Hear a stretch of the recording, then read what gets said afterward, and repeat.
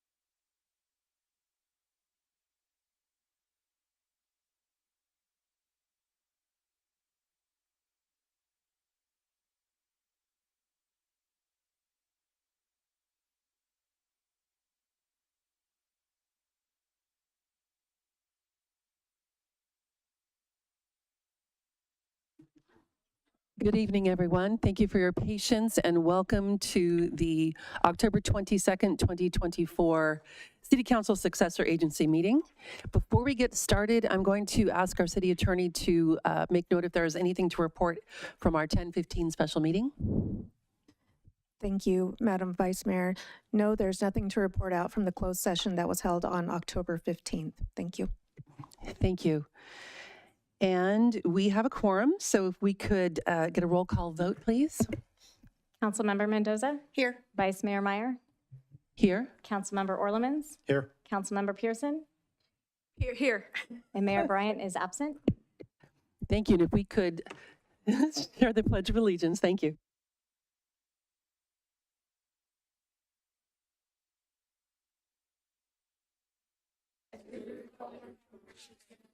One nation, under God, indivisible, with liberty and justice for all.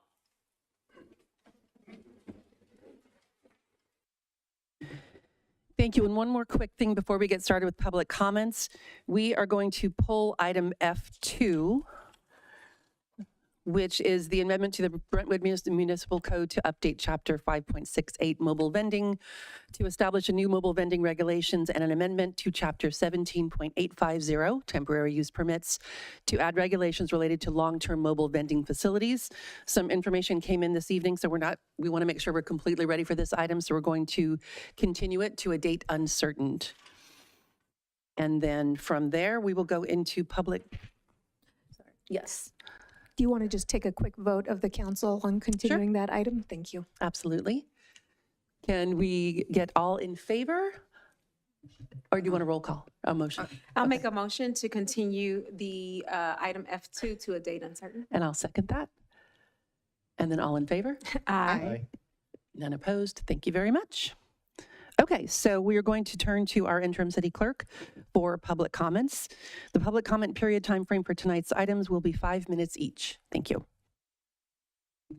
At this time, the public is present in the council chambers are permitted to address the city council on items that are not on the agenda, items that are listed under presentations, informational reports, or the consent calendar, and requests for future agenda items, new requests.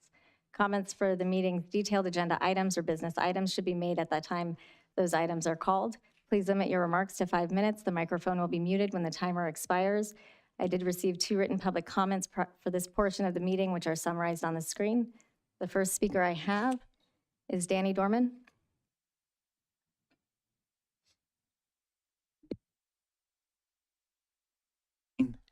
I have something I pre-recorded because I wanted to make sure I had it absolutely right. But before I do, 1, 2, 3 chairs are in play in 2 weeks. I had asked that the folks who are running for those 3 chairs come in and see how this goes. We expect them, if they win, they're supposed to be here. And they can't even make it tonight. And they haven't made it before. If anything else, this should be a reason to vote for soon-to-be Mayor Myers, Councilwoman Mendoza, and Chairperson Anita Roberts. If for anything else, they haven't shown up. These folks have shown up. Now, on with my prepared statement. Let's see. There it is. For you, I'm speaking on behalf of my grandson, Ace, and my granddaughter, Nova. The Civil War and the election of Abraham Lincoln, that was for the South, the straw that broke the camel's back. It was the election that threw us into Civil War. The majority of undecided voters are, am I going to vote? You may not like either side, but you know Trump is a madman. As an American, as a veteran, as a disabled veteran, the insurrection of January 6th, that all by itself should be enough to not even consider him again for president. And yet, it's a toss-up. Now, I know some of you hearing me right now are going to vote for Trump. God in heaven, I don't understand why. Actually, I do. Because just like South Africa, where the realization that the majority was going to become the minority scared the hell of the majority at that time of South Africa. And so they created apartheid just to make sure they held on. The actual goal for MAGA today is not the eradication of a particular race or religion. It is to hold on to the power. It's South Africa. We're on the premises of something. Hope that something isn't Civil War II. Everything shows we are headed towards Civil War II. I pray to God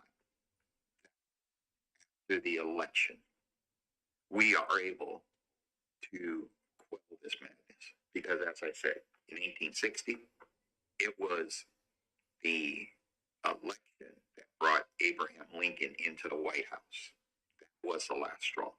As a soldier, I swore to God to defend my country against all enemies, foreign and domestic. Please, please, please, don't let this madman into the White House. Thank you. Good evening. All right. With my 1 minute left, I would love it if you all, for the record, acknowledge, one, that 2020 was a free and fair election. Two, that Joe Biden actually did win the election.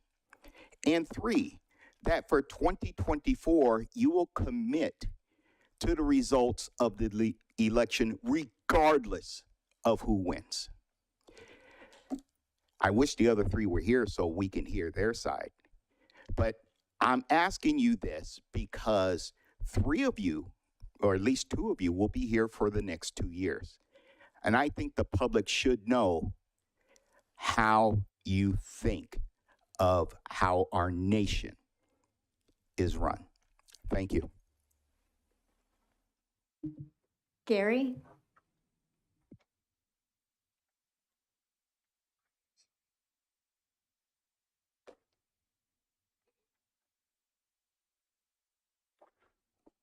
Good evening.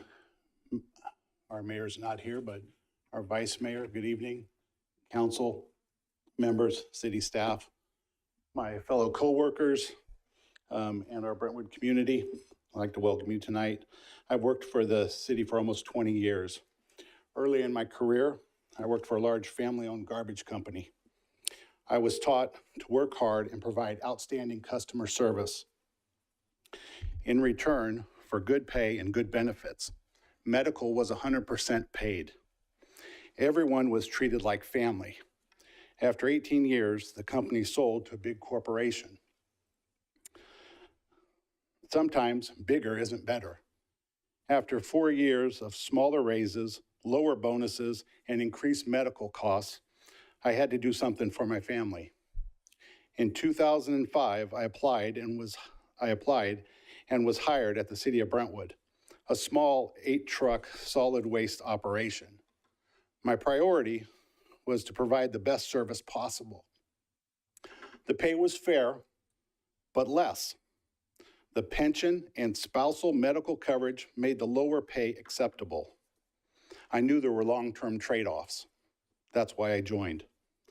Around 2008, 2009, when the housing market crashed, spousal medical coverage was dropped.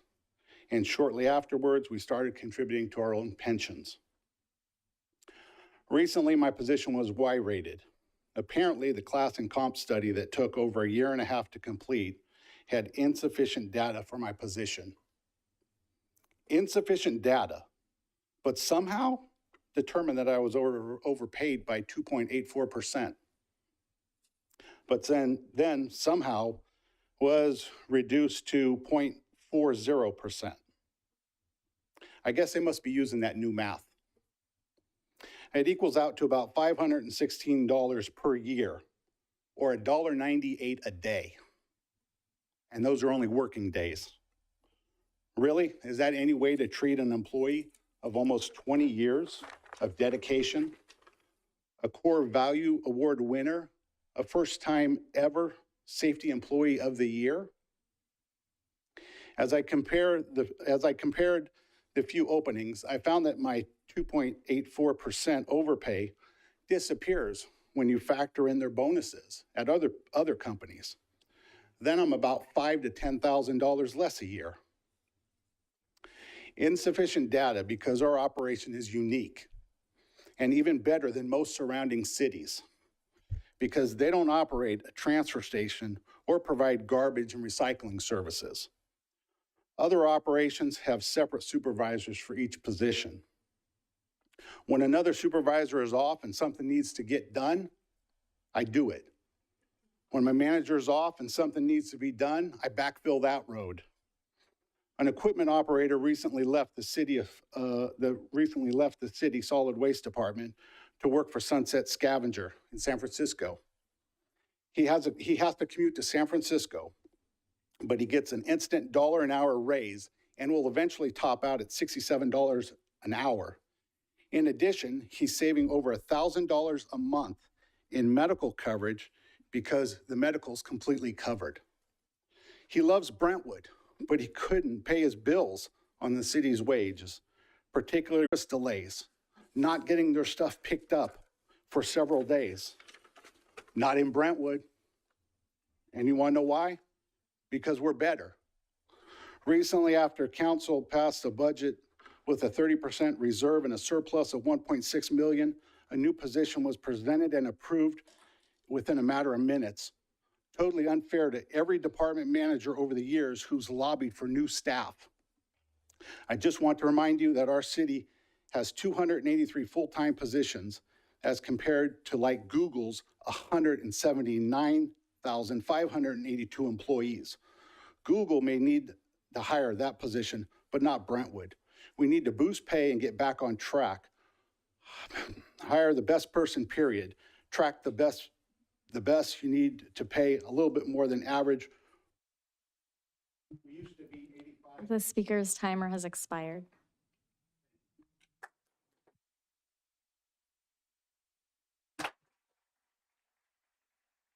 Jaylene?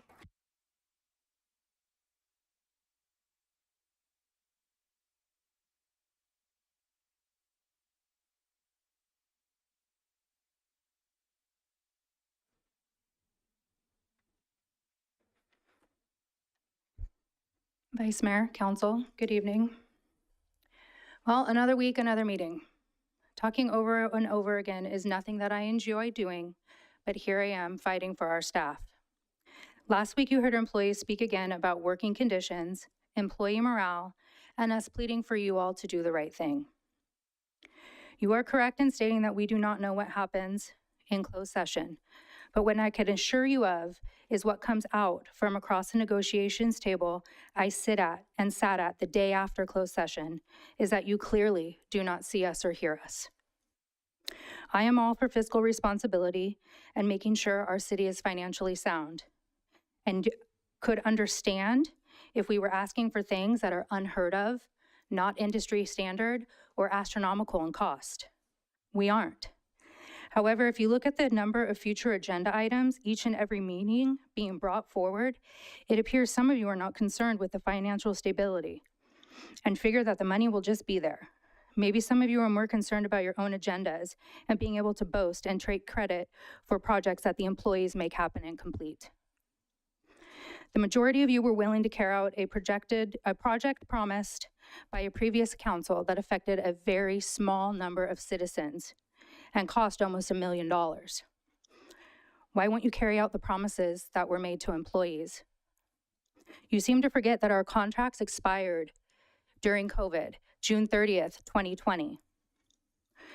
We were asked to take an extension with no benefits and no discussion of further benefits until June 30th, 2021.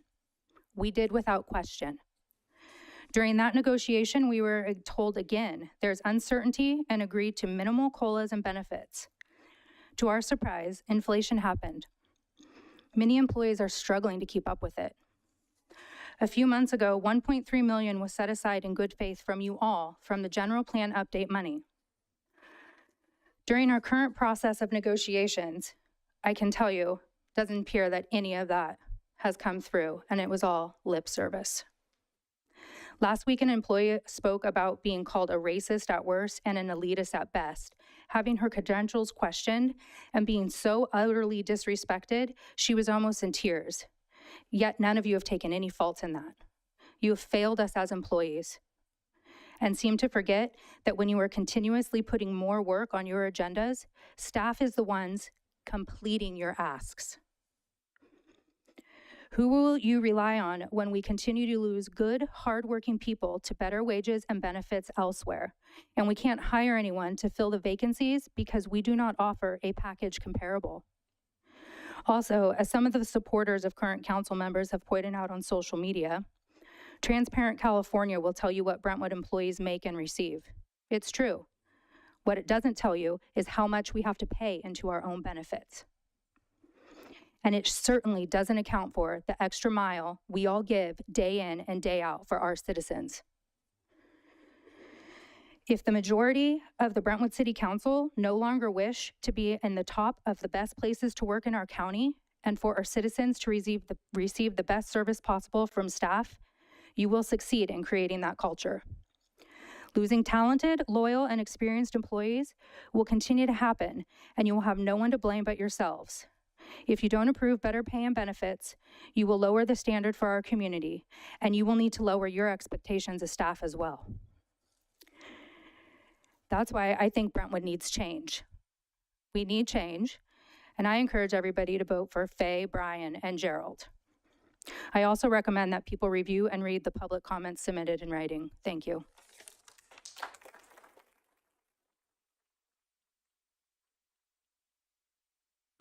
Gail?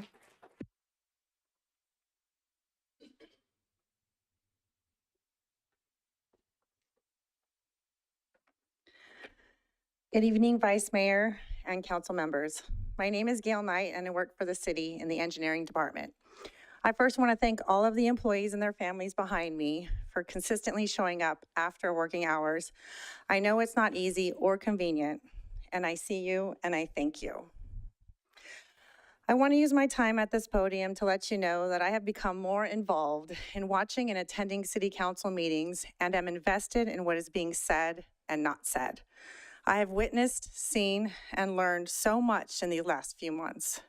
How things get handled, who pushes what through, what's most important to you all as you serve your term and your community. I want to thank you personally for your commitment, your efforts, and most importantly, your time. Councilmember Mendoza, I see what you do for the community, for minorities, for areas in need. I hear you be a voice for people that are not heard, and for that, I thank you. Councilmember Pearson, I recognize your hard work in bringing together diversity, celebrating all walks of life instead of alienating people. I see you breaking barriers, and for that, I thank you. Councilmember Orlemans, more than anyone else up there, you know what it's like firsthand to be in our shoes. You served Brentwood for 10 years, retiring as a sergeant, and now you continue to serve as a council member, and that simply amazes me. I believe you're playing a pivotal role for the well-being of Brentwood residents, but also for us as staff during these negotiations, and for that, I thank you. Vice Mayor Meyer, I see that you care about giving back to the community. Your passion for nonprofits, for recognizing seniors, for your continued drive to help others. And for that, I thank you. I know the mayor isn't here, but I hope that he sees this. I know that his foundation is built on Christianity. I know he seeks God every day as a pastor to guide and lead all of us, including himself. His profound impact on people changes their lives for the better. He brings comfort in times of need. I am confident that he will help bridge this gap. His undivided attention to us when we speak is very appreciated, and for that, I thank him. With that said, during these times of uncertainty with our ongoing negotiations between us, city employees, and you, council members, I just want to say, I promise you, it is possible to reach a fair and equitable agreement, one you can all be proud of and tell the public your efforts as a collective council played a huge part in pushing through a bipartisan negotiation agreement for all city employees. The city of Brentwood is not broke. We are prosperous. We are smart with our spending thanks to our amazing finance department. We make sound investments. We cut costs when needed to, but do it fairly and strategically. All of us should be proud of that. This city will not be run into the ground after this is all over, and if what is agreed upon is fair and just, that will hold true. We pivot and we maneuver when needed. Now is not the time to decrease our staff, to push people out, to tell us to hold on because times are unstable. That is not the case. When people from the community come to this podium to vent their frustrations, I see you up there take action. I see you direct staff to solve their problems. I see how you react and hope and pray you treat my words as such and understand you all hold the solution in your hands, this time, not staff. So I'm asking you to please take action. Make us proud to support you. Make us want to be more involved, because this glimpse in life should change us all for the better. Not put us in the headlines as disgruntled employees, but as a workforce and council that came together despite our differences to overcome this challenging time and rise above for the greater good. Thank you.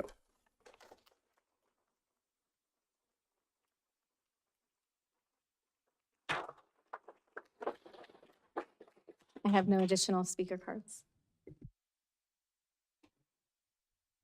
Thank you. And I want to thank all of you for coming and speaking today. I know it's not easy to do that, but we do hear you. We're going to move into informational reports from council members, committees, liaisons, and staff. And we will start to my left with Councilmember Orlemans. Thank you. It's really nice seeing you all here. And we love seeing those chambers full, and we do listen to all of your comments. Since the last council meeting, attended the Oktoberfest by Downtown Brentwood Coalition. It was an amazing event. Couldn't have been put on without the help of all the staff and everybody else that got involved. It was an amazing event. Had a great time. I attended the PAL board meeting.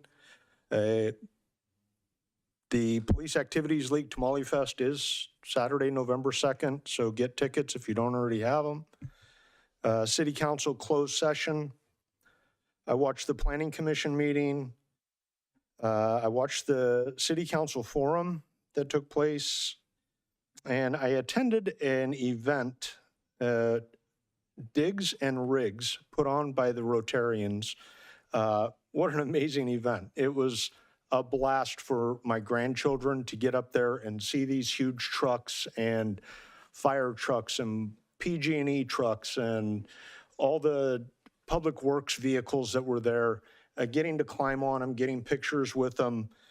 Great event, and thank you so much for putting that on for our kids and for the really old big kids that kind of enjoyed it too, like me. I attended a grand opening for a new business here in town called Athletic Edge. It is a tumbling and stunt gym over on Harvest Park Drive. The nice part about this, the girl who owns the business, one of the girls who owns the business used to be a gymnast with my daughters and is now opening up businesses here in Brentwood, which is cool and not so good because I feel pretty old. And I did rewatch good portion of the lead meeting from May 29th in preparation, but we'll talk about that later. Thank you all for being here again. Thank you. Councilmember Pearson. We switched up on you. I gotta switch my glasses out. All right. Hello, everyone. Thank you so much for coming. I really appreciate all the public comments, and we can't make comments on any type of labor negotiations, but I just want to thank Ms. Knight. That was very beautiful. If that's your child, she should be proud of the mom she has. Thank you so much. Other than that, what have I done since the last meeting? Attending the school dedication of Isaac R. Montanez. It was awesome. Former Vice Mayor Johnny Rodriguez was there, and Mr. Montanez, who is quite a character, who served our community for several years, was there. So that was awesome and amazing. And pretty much all of his first class ever was there from like 1974. So it was like cool. A whole like 20-something students were there to do a dedication right down the street from my house. I attended the closed session meeting of October 15, 2024. I attended part of the Planning Commission meeting and watched the rest at home. I attended the League of California Cities Conference in Long Beach, and I'd like to tell everyone what classes I attended. I attended your Housing Element is Certified Now What? Trolls on social media, can I block them? That's a fun one.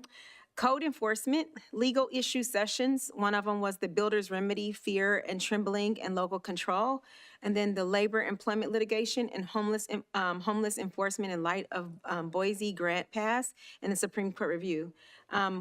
We had a meeting on local municipalities gaining back local control, and found out some really interesting information that Councilmember Mendoza has been talking about quite a while about. And then attended the East Bay Region Division meeting with our Vice Mayor and the East Bay Division reception. Had a lot of fun at the Latino Caucus Annual Awards Gala, and actually did karaoke at the Asian Pacific Islander Caucus reception, where our Vice Mayor said I was a mic drop.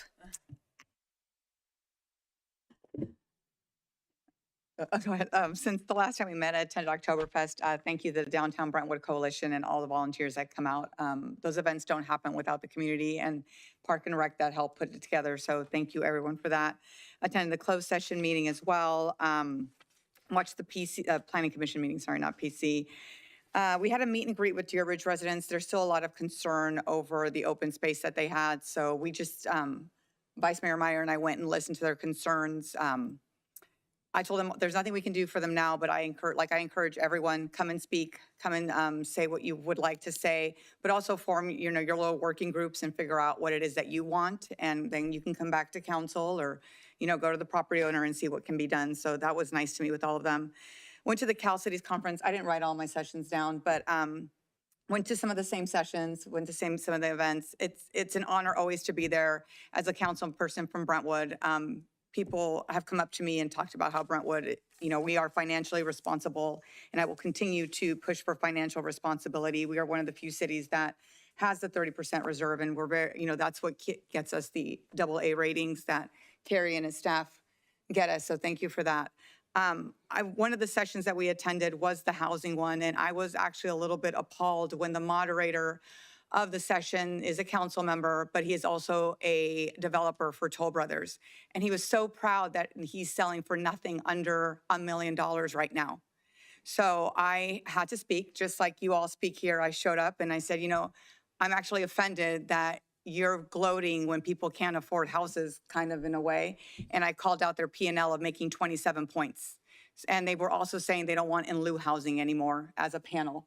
And I'm like, no, we have 13% and I want to get it to 20%. Everyone who is in Brentwood should be able to afford a house, and we as a community should get together and help them with that. So while a lot of it was fun, we got to meet with a lot of other regional council people. Some of it about the local control is frustrating, but I will continue to fight regardless of where I sit. That's something I feel very passionately about. So that's not going to stop, and I'm glad I got to voice my opinions at different panels this weekend. So thank you. Thank you. And I attended a Somerset 4 town hall that was discussing the condition of their golf course, which is in decline, and how Measure Q might impact any future choices for them. The Downtown Business Coalition Oktoberfest, which was a success again, year after year. If you haven't tried it, you should go. Also attended the conference and did not list all of my sessions. Thank you for doing that. I think I want to say, though, that it's a really good opportunity for Brentwood to be a voice and to have a kind of a face on the map, if you will. There was opportunities for education, for learning about new legislation and how it could potentially impact us specifically. And so what we need to stand up against, what we need to support, how we can go about doing that, connecting with other council members across the state to learn how they're managing their advocacy and how they're looking at their housing issues and their homelessness issues and all of these other issues that are similar for us to other cities across the state. And then regional planning with the council members that were in Contra Costa as well. Watched the Planning Commission meeting, attended the mayors and council members meeting in preparation for the Cal Cities Conference, the closed session meeting. I attended a Durga Puja event to recognize Muktangan and their women-led nonprofit. They're a group that does very good work in the community, and they serve families and children in need in Brentwood and beyond. They've gotten involved with some other local nonprofits, and they're just doing fantastic work.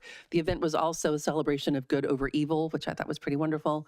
And I want to mention, too, that we've got all kinds of events coming up in the coming weeks. We're in that season right now, but this weekend, Hometown Halloween by the Chamber and the Downtown Business Coalition, and also Dia de los Muertos. Hopefully you can all attend those meetings, or those events, I should say. And we are going to move into the consent calendar. And I'd like to pull item E12, which is the 2025 Public Art and Design Academy project, to allow our students who are present to present about that. Do you want to accept it? So motion to accept consent calendar less item E12. I will second that. All in favor? Aye. Aye. And the students, if you are ready to come and present. I saw Eagle down.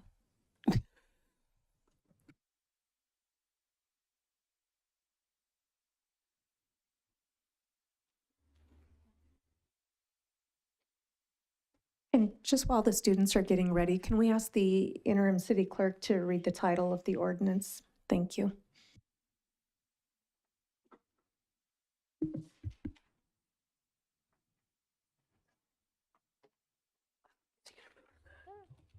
Sorry, I closed the screen. 1 second.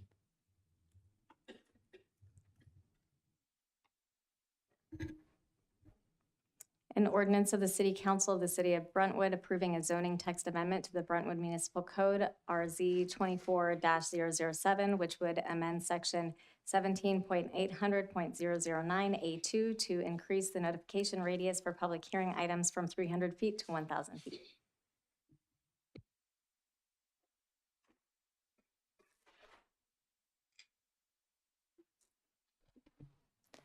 We could share my screen, please. Thank you. Good evening, Vice Mayor, council members. My name is Lindsay Pinnell. I am a recreation supervisor and the staff liaison to the Art Commission. Tonight, I'm bringing forward the Liberty High School PATA 2025 Public Art and Design Academy students to present their 2024-2025 project for City Council's consideration. The City of Brentwood has worked with PATA, the PATA program, for more than 10 years on public projects around our city, which have included murals, utility boxes, mosaics, and the most recent tri-fish sculpture on the corner of Sand Creek and O'Hara. If approved by City Council, the funding for this project would come from the Public Art Acquisition Fund. At the September Arts Commission meeting, PATA students presented 3 project concepts to the Art Commission. After discussion at the meeting, the Arts Commission selected one concept to be recommended to City Council for consideration and approval. PATA is led by Mr. Jake Edwards, who has worked closely with city staff to prepare their concepts and presentation for tonight. And with that, I would like to introduce PATA students Asia and Alex, who will be presenting their project. Good evening, Vice Mayor, Council. We appreciate your time with us tonight. I'm Asia. I'm Alex Olson. I'm the PATA president, and we are going to be showcasing our 2024-2025 PATA project for you tonight.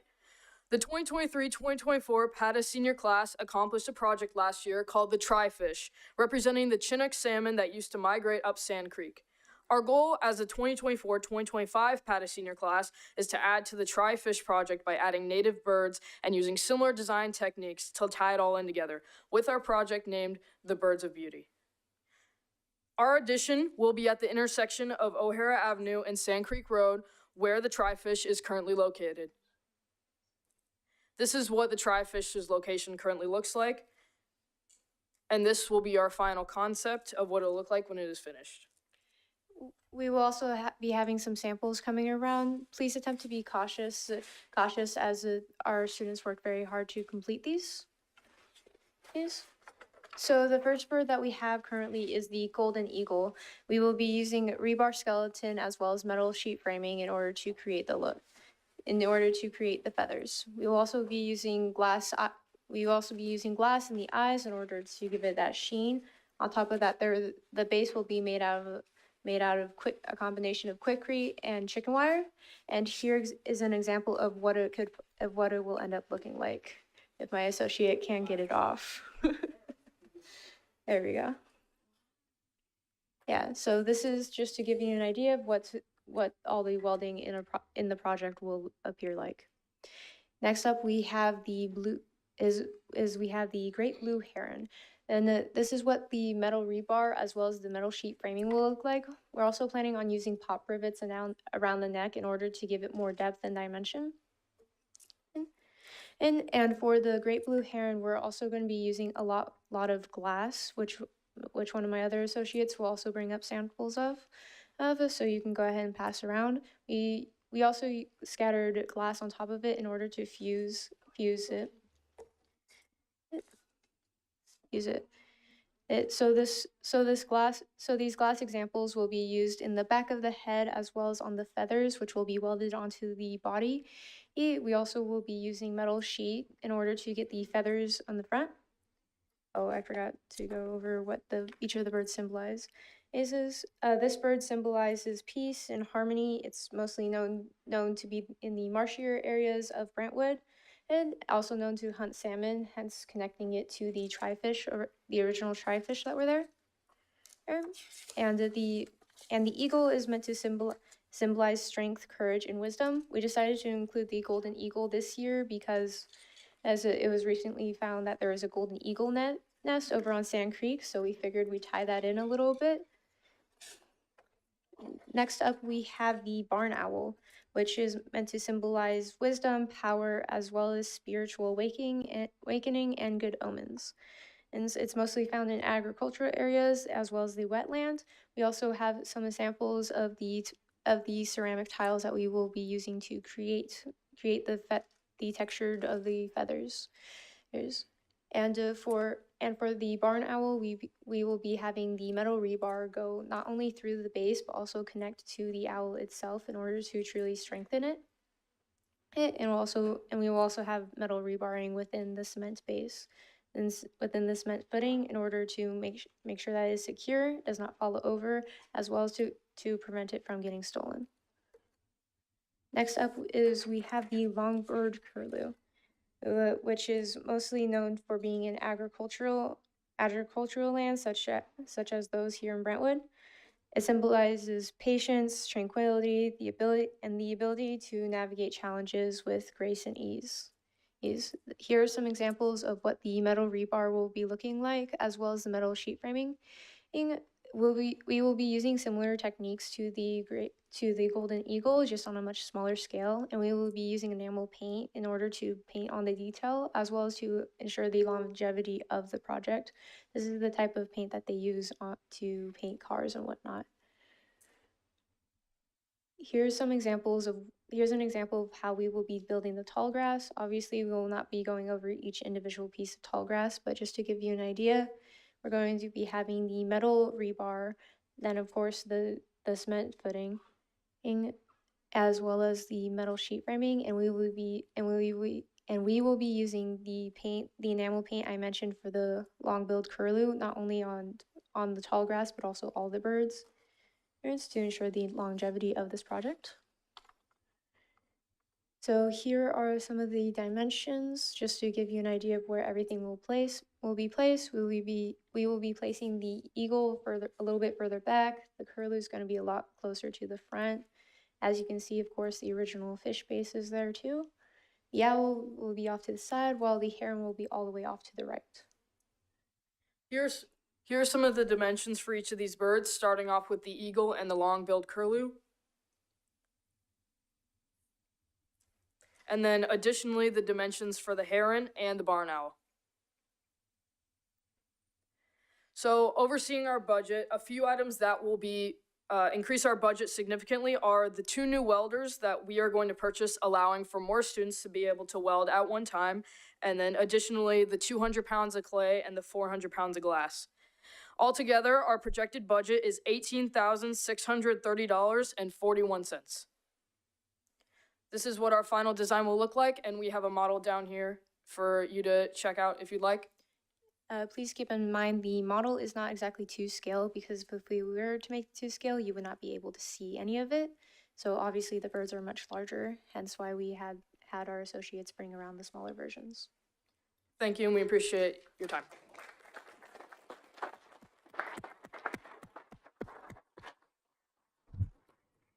And I'd like to open it up for questions, but I'm going to ask one first. On the bird that is on one leg, that's using rebar? Yeah. How, is there going to be any movement? Like if there's a strong wind or storm or anything like that, is it solid that it's just going to stay in place? Okay, so we're going to be using the cement footing and that's going to be a lot heavier than the actual bird itself will be, in order to make sure that it doesn't fall over all over, as well as to make sure it can't get stolen. And even if it does fall over or something like that, we also, our PATA class, usually it goes back to whatever projects get damaged or anything like that, and we'll repair them. So if there's any concerns about that, to our PATA students, our future PATA students and current PATA students can take care of it. I think it's more fascination than concern. I was really interested to see how that would work and how it would keep the stabilization. That is amazing. It's nice to see it full size and be able to like visualize things a little bit better. I'm absolutely impressed by that. Do we have questions? Mm-hmm. I was wondering, last time you guys came with the salmon, who I feel sorry for because they're surrounded by birds who will eat them now. But last time you guys came, it was Councilmember Orlemans and I were right at the opening really fast. So I just was wondering about how long does it take for this whole concept to be put together once it's fully approved and started on? Wasn't our projected? I believe our projected date to be done is in the later spring months, but definitely before our finals. So we're trying to hit around May. All right, cool. This is awesome, y'all. And how did you cart all of that here? We have the sculpture over there, and then we've just pulled it over from our classroom because our classroom is right next to the gate. Well, that's convenient. Congratulations, Tony. Did you have any? Sorry, Councilmember Orlemans. I think you do have a question? No, just discussion. Yeah, I think we'll open it up for that now too. If you wanted to go first, Councilmember Mendoza. No, I have discussion, but don't we have to do public comments first, or no? You can ask any clarifying questions and then open up to public comment. Public comment first. Okay, and I don't believe there's any other questions here, but we will open it up now to public comments with our interim city clerk.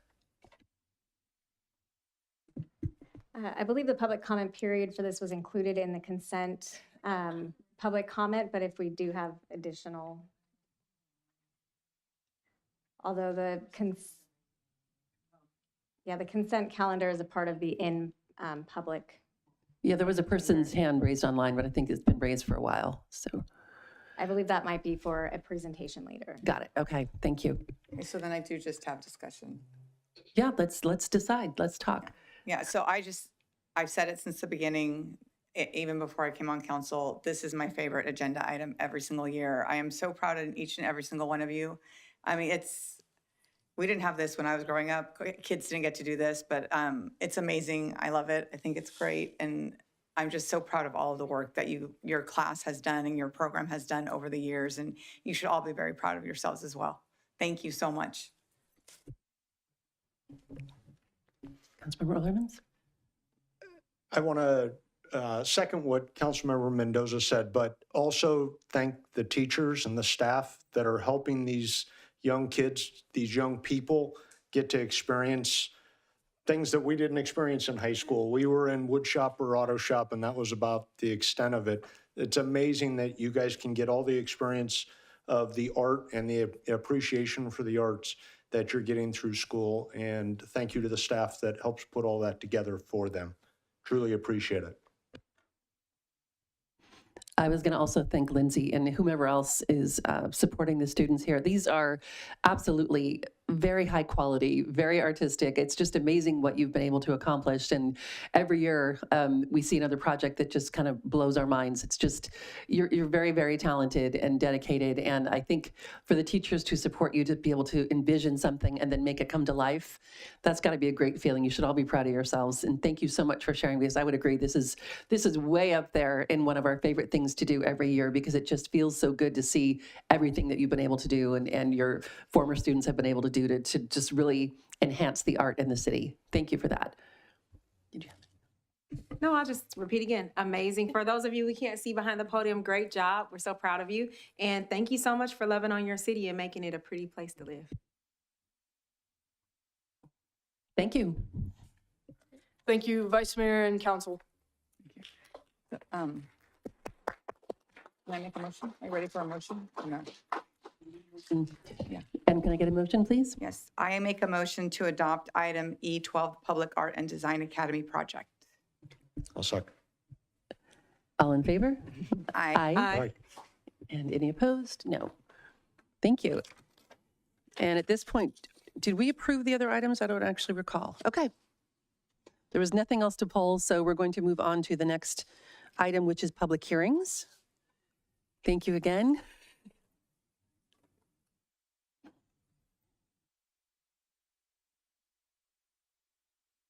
We're going to take a 5-minute break so that the students can take their time to clean up and not have to worry about rushing through that process. Thank you again.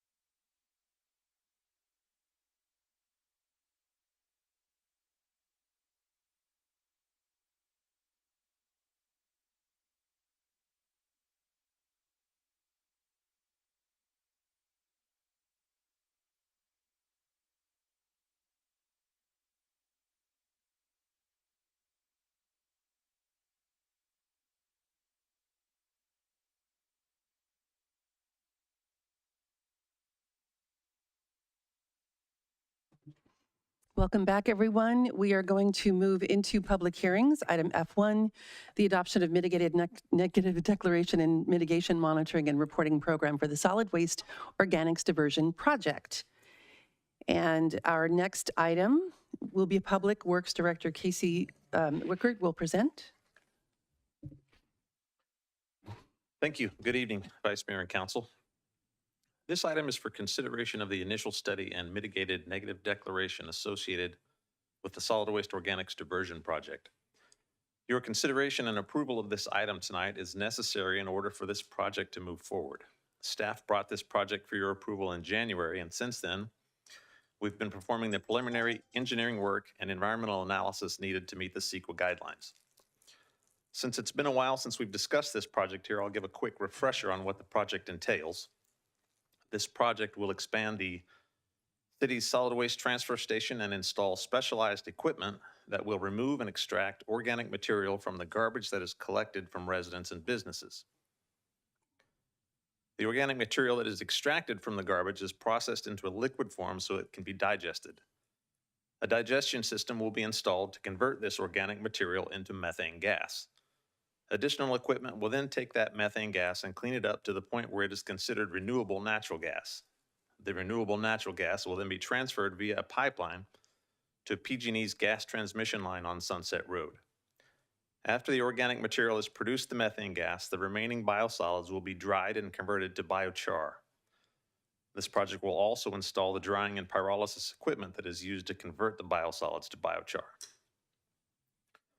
During the analysis, the study found the project to have no impact or a less than significant impact on all the environmental factors. The mitigation measures are required for a few of the factors to ensure that the impact is less than significant, and for those factors, a mitigation monitoring and reporting program was developed. The study, the mitigation measures, and the monitoring program details were included in the packet, but if there are any questions tonight, we have the consultants that prepared the analysis available to answer any of your questions. Thank you, Casey. If anyone has clarifying questions of staff, please let me know. Councilmember Pearson. I do. One time you stated that we may make money off the biochar. Is that still the case, or? We do anticipate that to be the case. We are going to bring this item back for your discussion for all the financial aspects of this next council meeting on the 12th of November. Tonight, we don't have all of that information finalized, and we're really not ready to delve into that yet. Okay, thank you. And then one of the other questions I had, I really appreciate that the staff report took care of all the comments that came in, all the letters that came in. One of them was from the LizGen Nation. And I did want to make sure, is the conditions that we said of the no pictures, is this provided for in the resolution page 2 of paragraph 3? Because I saw it in the mitigating negative declaration under Colts 1 and 2, but I didn't see it in the, I saw it mentioned. Does it refer back to the M&D? That's a good question. I don't know if that's required to be in the resolution, but it is in the monitoring and reporting program. Mm-hmm. So if that is found during the project, those are measures that will be enacted then. Okay. Thank you. Any other questions? I actually, I have one. And I wanted to mention this, the project, of course, is very complicated, and I'm wondering if there's a possibility either this meeting or next meeting when we come back with the financial impacts to give just a really small overview of the impact on residents. I will bore you to death with all the technical details at the next meeting. Perfect, thank you. Okay, without any further questions, I will now open the public hearing. At this time, the public is permitted to address the City Council on this agenda item. If you're participating via Zoom, please raise your hand. If you're in person, please file a speaker's card with the city clerk. Your microphone will be muted if you speak on items that do not pertain to this agenda item or after the timer has expired. I do not have any cards in person, nor do I have any hands raised in Zoom. Thank you, Amanda. I need a motion to close the public hearing. So move. Second. All in favor? Aye. And as far as council discussion, I wanted to bring up something real quickly. I was at the farmer's market over the weekend and an older gentleman approached me. He's former engineering and public works staff member for another city, and he was completely, I want to say geeking out about the project. Maybe it's not the most appropriate word to use, but that's what he was doing. He was very excited about it. He wanted to hear all about the biochar. At the time, I didn't know that it was going to be on the agenda. I wish I'd been able to tell him, but maybe I'll see him again and we can tell him about next time, because he was so fascinated about what Brentwood is doing, and it's the first in the state, and we should be winning awards and all this sort of thing. So just know you have a huge fan out there, and the project is getting a lot more attention than you realize, and people aren't quite as bored as you think. So thank you. Any other comments? Okay, then we need, let's see, a motion on the item. All right. As detailed in the staff report, I move to adopt the resolution adopting a mitigated negative declaration and mitigated monitoring and reporting program for the solid waste organics diversion project. I'll second. All in favor? Aye. Any opposed? No. Thank you very much. And we will move on to business items. We will now hear an item related to an ordinance allowing pad-mounted transformers with development projects. Director of Engineering Alan Bacalar will present.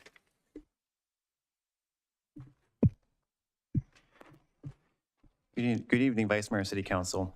My screen ready? Yes. So this is the second reading and adoption of ordinance number 1077, implementing a municipal code update to allow pad-mounted transformers within development projects. As a quick summary, at the last City Council meeting on October 8th, City Council adopted and waived first reading to allow pad-mounted transformers within development projects. This authorized the city engineer to allow pad-mounted transformers applicable to BMC Chapter, Brentwood Municipal Code Chapter 16-120-120.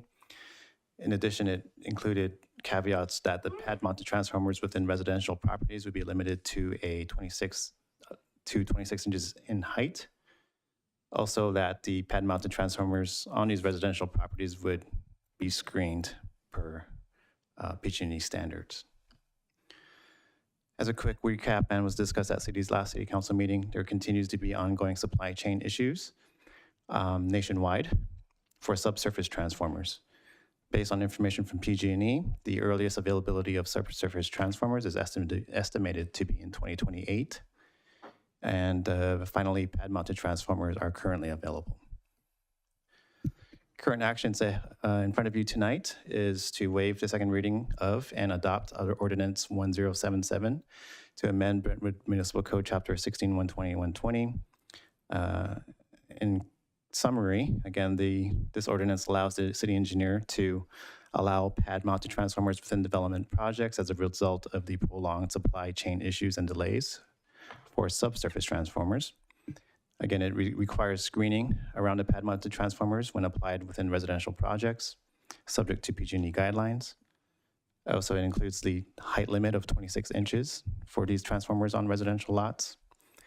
And also that the city's engineer's authority would sunset at the end of 2025, as previously directed by City Council. If approved, the city engineer's authority again would sunset at the end of 2025. Staff would return with updates and recommendations prior to the sunset date. And also staff will continue to monitor the availability of subsurface transformers. And that concludes my presentation. Thank you very much. Are there any clarifying questions for Alan? I do have a question. Since we last met, I've actually, quite a few people have come up and they don't want the pad mounted.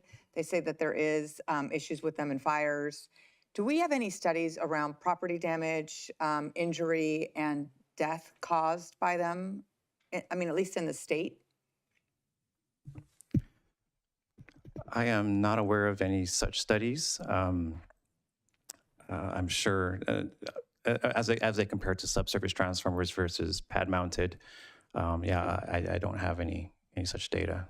Okay. I mean, we agreed to the 2025, but I think for next time, maybe if we're putting these in our residents' yards, we should probably understand what the impact is. I mean, it's not, I know Mr. Dorman has spoke about it, but it wasn't Mr. Dorman.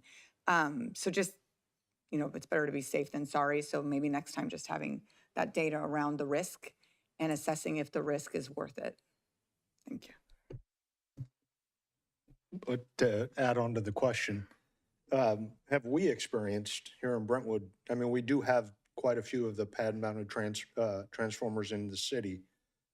Have we experienced it here in the city, or have you heard about it within the county?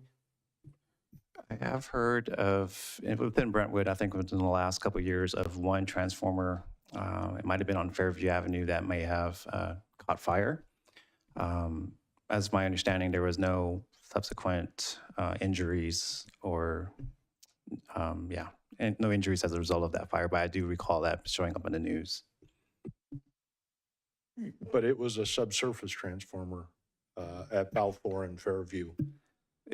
I don't recall exactly if it was subsurface or pad mounted. Yeah. Okay, thanks.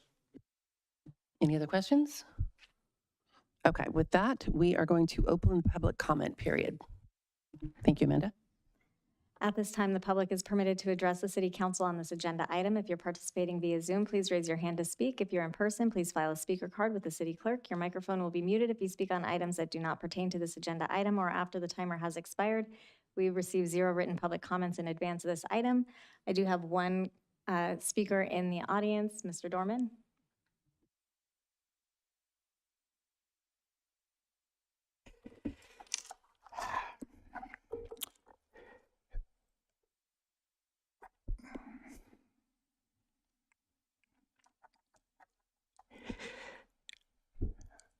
I'm glad my house is built, so I don't have to worry about it. The fact that there's only one, I guess, documented or known instance here in Brentwood, out of how many we have, which I know we have many, many, that's good. And that no one was hurt, that's also good. I'm up here tonight in reading, or that second reading, I don't believe there's enough specificity. Specifically, if Alan were to quit tomorrow, there would be someone else in that chair. And then that someone else in that chair may not have the insight, the knowledge, the experience. And so here comes me, Mr. Developer, trying to find loophole after loophole. And, I sit down with Jimmy, the replacement director of engineering. Hey, Jimmy, these things, they're expensive. Can you cut a brother a break? Da-da-da. Now, Jimmy not knowing, more than likely he'd say, sure, this has happened before. So you all know my stance on above ground transformers. At the very least, let's not just rely on poor Alan to be responsible for every decision on every above ground transformer. Be specific. It's not as though you have until 2025. So be specific. Lay out specific guidelines. No loopholes. At least then, when Alan hits the lotto and says, bye, you guys, we'll still be okay. Thank you.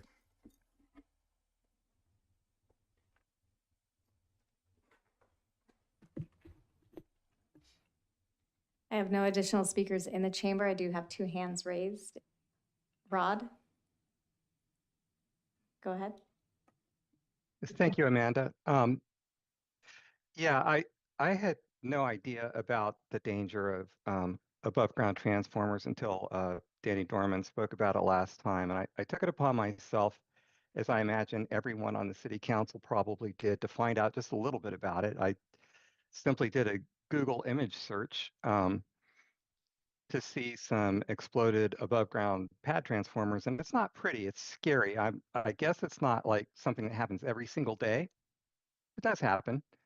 And so I know that this city council is very, very good at researching things. And I know that Councilmember Orlemans and specificity had, when he was campaigning, he said he was all about safety, safety, safety. He would say it 3 times, safety, safety, safety, like that. So this is a safety issue. And here we are. So this is what I would like to propose. Since these things are hard to get for some reason, maybe let them build with them, but put a conditional use permit so that when the alternative is available, when they don't have to use surface mounts anymore, they can come back and replace the ones they put in with new ones that are below ground. So if they install them in such a way, the wiring will be underground. And so they install the pad in such a way that it can be dug out and put a below ground transformer in there to replace the above ground transformer. That way they are able to continue their project. There's no stoppage. They're able to keep going.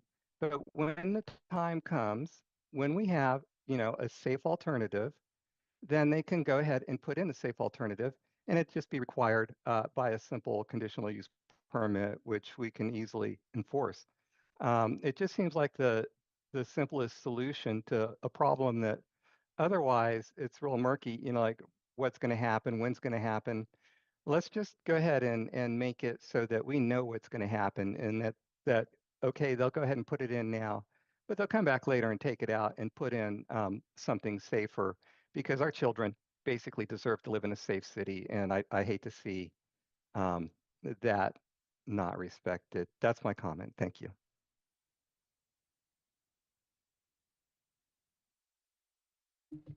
Next speaker is Greg. Greg, go ahead. Good evening, Vice Mayor and Council. Can you hear me? Yes, we can hear you.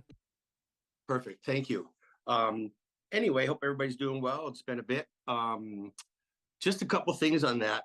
The last speaker talked about the possibility of pre-building it so it could be put underground later.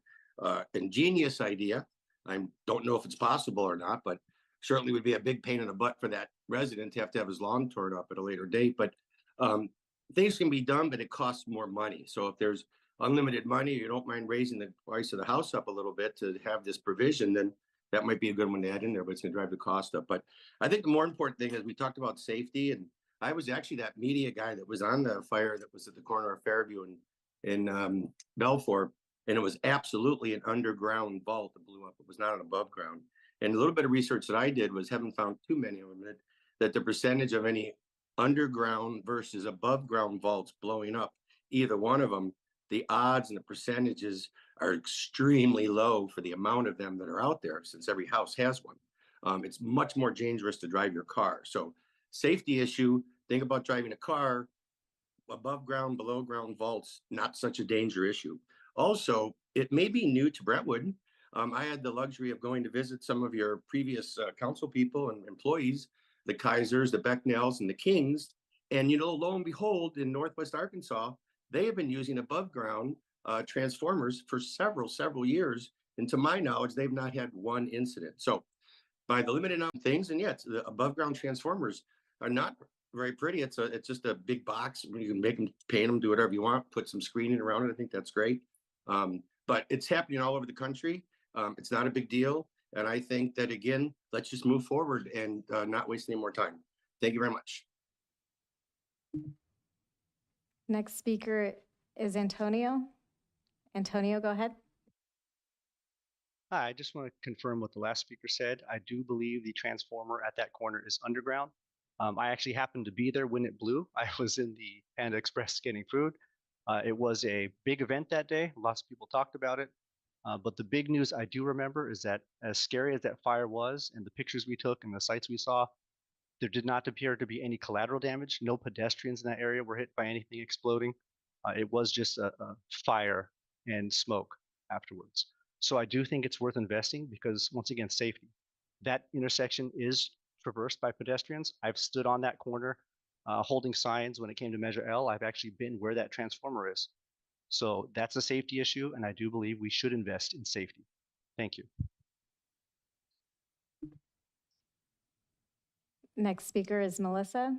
Melissa, go ahead.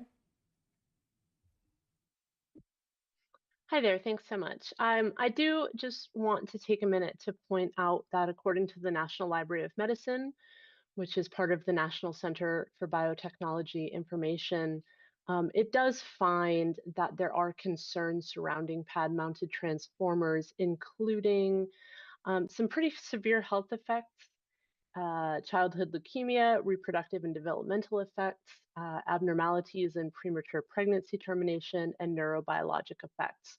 So I would urge the powers that be maybe look a little further into some of these health concerns.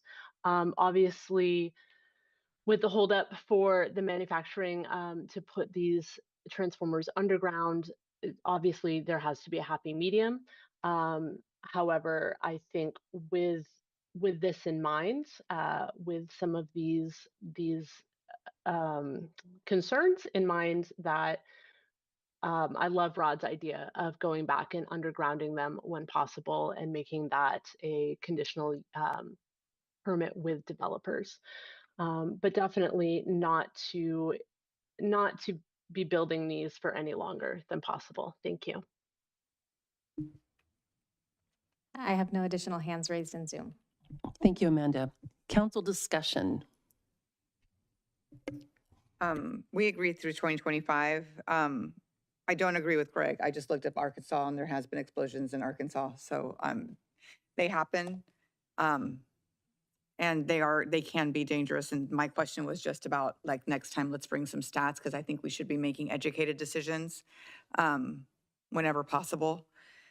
But yeah, that's it. I mean, I don't like them, but we had agreed through 2025, and that's fine with me. Yeah, I don't think anybody's very excited about the above-ground transformers, but the fact that we've already talked about till 2025, and I agree. We should, if there is a safer way to deal with it, obviously it would be a much better option. But for right now, they're not being built, and we're going to move forward in 2025 and revisit this again. Thank you. And Alan, can you please clarify the feasibility of a CUP for changing it later on when the equipment comes in? Yes, thank you, Vice Mayor. Actually, within the same section of the municipal code, it does talk about the city council or planning commission as projects move forward. The ability to condition projects to sort of require them to join sort of benefit assessment districts or underground districts where they would, in a way, assess these properties as once they're developed and built, to kind of start to build a fund, which could then be used towards the later undergrounding of any pad-mounted transformers. It's not, when it was originally written, I don't think it was specific to what we are facing today. It was more meant for overhead wires and undergrounding those at a later point.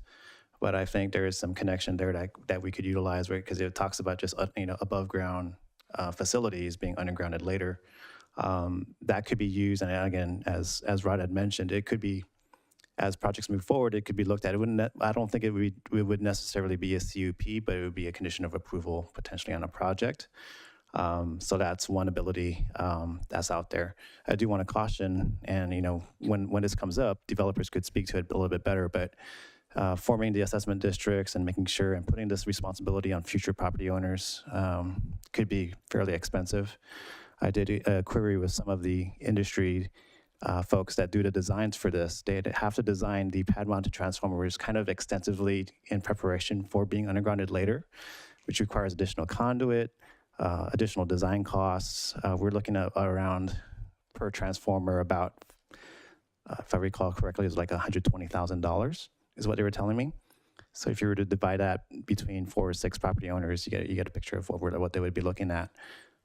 Also, as you know, as people move in, they may actually get used to having the pad-mounted transformers there, to then have to come back later and remove people's lawns. In effect, the screening that's already there, that could be a hassle. Not to mention also the potential for power interruption for those homes that are affected. So those are things that to be considered. But when projects move forward during this period, it's certainly at Planning Commission and City Council discretion to consider that as an option.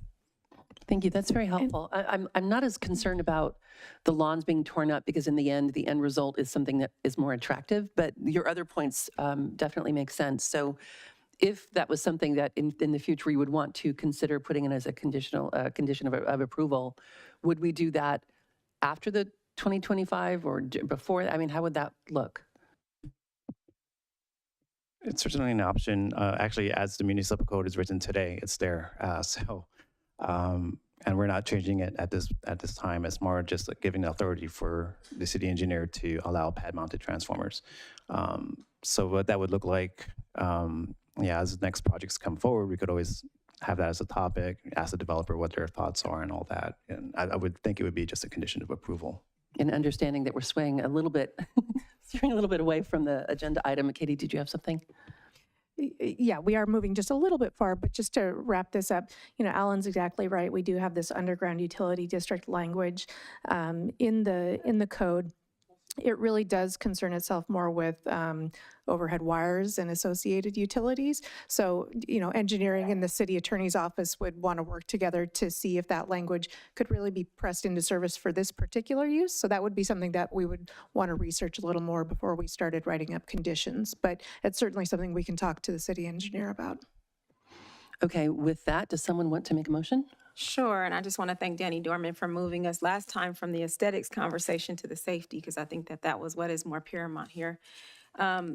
I move to adopt ordinance 1077, amending the Brentwood Municipal Code to allow pad-mounted transformers within development projects. Second. All in favor? And if I may, Oh, yes. an ordinance of the City Council of the City of Brentwood amending Brentwood Municipal Code Section 16.120.120 to authorize the city engineer to waive limited underground utility requirements, finding the action exempt from CEQA and terminating urgency ordinance number 1074. All in favor? Aye. Aye. And any opposition? No. Thank you, everyone. And Alan, thanks for the extra information, and Katie. And now we will hear an update on action items from the general plan's conservation and open space element, and planning manager Eric Nolthenius will present. Thank you. Good evening, Vice Mayor and council members. This is an update and a request for direction related to the ongoing implementation of action items that are contained within the general plan's conservation and open space element. By way of background, the council has discussed this item at various meetings since late 2021 and most recently in November of last year. At that time, the council prioritized implementation of several items, with a few in the near term and the others to be brought back for further discussion. The near-term items identified as 4I, 8F, 9D, and 9F relate to providing additional information on the city's website, as well as incentives for using recycled water, and these are all complete. I'm going to move now to a more detailed discussion of the items that the council directed to be brought back. The first of these includes developing CEQA thresholds of significance, which is item 3C. Work on this item has yet to begin and would include a collaborative effort between departments, outside legal counsel, a significant amount of staff time, and likely the use of a consultant. It's estimated this effort could take anywhere from 6 to 9 months to complete, with a budget of at least $35,000. The second of these, which is item 4F, involves revising the city's zoning ordinance to include standards relative to projects located along creek corridors. While the council last year had recommended this item be included in the focused zoning code update, staff actually went back and determined that the city's participation in the regional HCP, which is the Habitat Conservation Plan, sufficiently addresses it. As a result, staff recommends that the plan requirements simply be reaffirmed through the ongoing efforts with both the focused zoning code update and the objective design standards by way of reference. Given the ease with which these standards could be referenced, it's estimated that it could be completed at no cost and within the next several months, concurrent with both the focused zoning code update and the objective design standards. And then the last item, which is 6B, involves developing guidelines for remodels of potentially historic residential structures.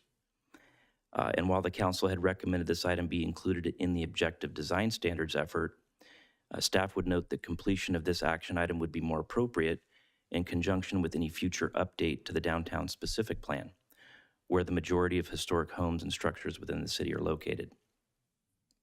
An update, if undertaken, would include a collaborative effort, again, between departments, an outside legal counsel, again, a significant amount of staff time, and likely the use of a consultant to assist with preparing any guidelines. Also estimated that this effort would take approximately 6 to 9 months to complete, with a cost of around $30,000. That's staff's presentation in terms of the summary of the items from last year. Certainly happy to answer any questions the council has at this time. Thank you so much. Thank you, Eric. Any clarifying questions? I actually have one. Eric, I know you're very familiar with 4CL, Contra Costa County Climate Leaders, and I know that they check in with us on a regular basis about what progress we're making in these areas. Have you had any discussion with them at any point recently? So I have corresponded through email, text, and phone with a lady named Linda Deschambault. I believe that's how you pronounce her last name. It's been a while. I know she was interested in the clean energy issues, and I don't think she's been in front of council, but she's indicated an interest in doing that at various times over the last couple of years. It's been a few months since I've corresponded with her, but nothing significant to really report on that end. Thank you. And I also was curious where, I know you were talking about some of this living on the website, and with all of the updates, is there specifically a page that demonstrates the work that's been done on the open space and conservation element?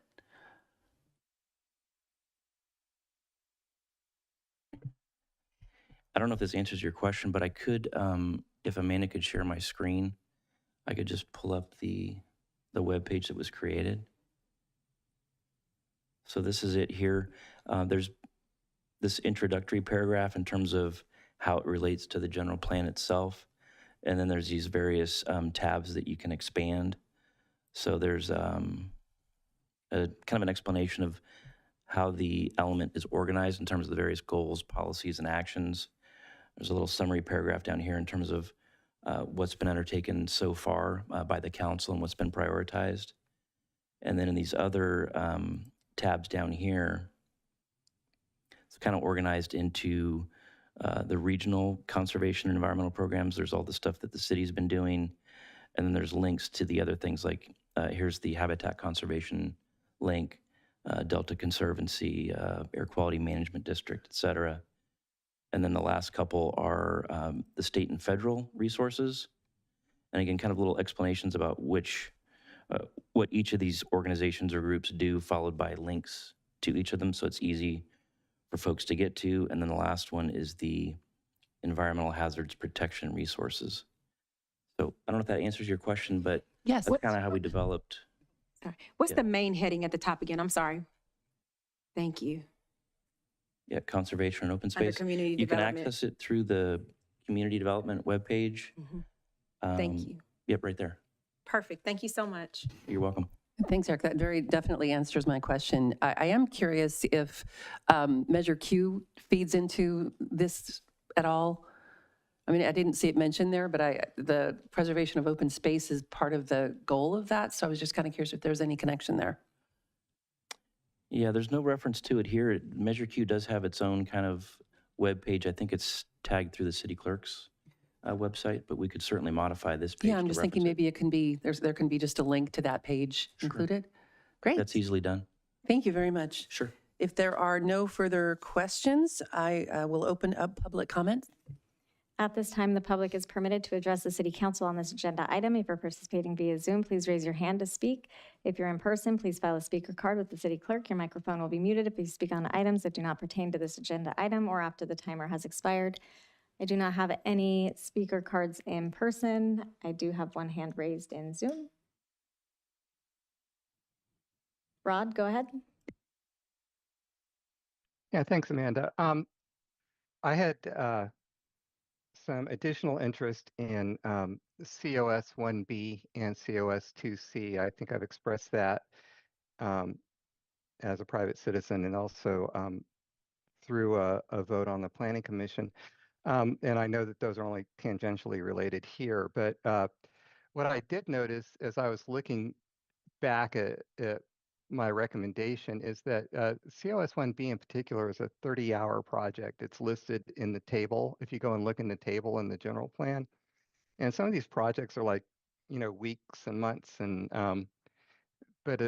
and I think COS 2C was also either 30 or 60 hours. So I'm just wondering, if you go through the table, I haven't done it yet, but I probably will. Um, does the estimate that's in the table that was originally given for these things kind of match up with the estimates you're being given tonight as to how much time and effort?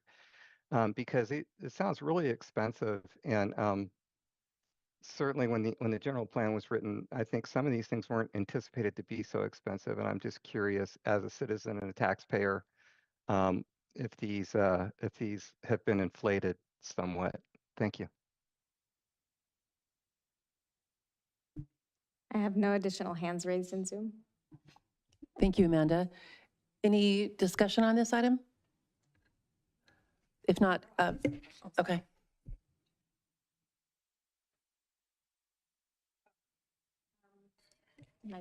Under COS 6B, I just wanted to ask a question about why not have it carve out the historic locations. I saw that in there, I didn't know why. And then I wanted to know how many historic locations do we actually have?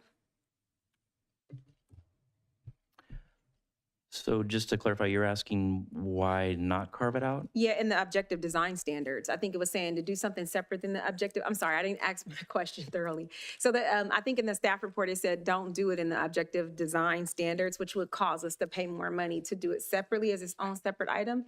And so I know we're working on the objective design standards. So I just wanted to know why we wouldn't put that in there, because I didn't really see why not in the staff report. Thank you. Good evening.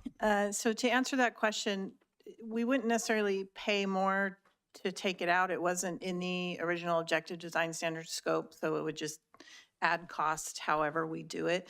The reason we recommended to take it out is just because of timing. The objective design standards, believe it or not, are nearing completion to the point where we're going to take them to the public and take them to the City Council and the Planning Commission. This effort will take a bit of time. It'll take 6 to 9 months probably. And so because of in terms of prioritizing workload, because the objective design standards are so important to the city to get finalized and get in place because of residential development applications, it's not that this is important, but we didn't want to slow that work down in order to do this. And they're similar concepts, but the historic resources aspect of it isn't really what's most important about design guidelines, because those are really about new development. And so we're just prioritizing workload, and we just don't want to slow down those ODS, finalizing the ODS for these historic standards, which would take longer. Thank you, that makes sense. And then the second part of that question was how many historic, because I think it was like we should focus it on the downtown area. So I was thinking, do we have are there a substantial number of historic locations in Brentwood?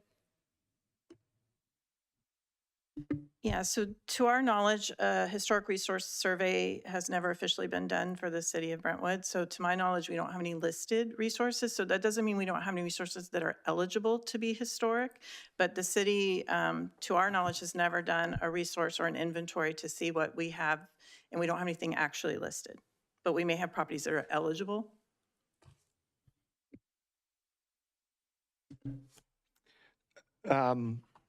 So when I initially saw the agenda item, I started asking questions about, or started thinking, why is this going to take, some of these projects going to take 6 to 8 or 9 months and going on. And after a short conversation with Alexis, I think I kind of got an idea of why that is.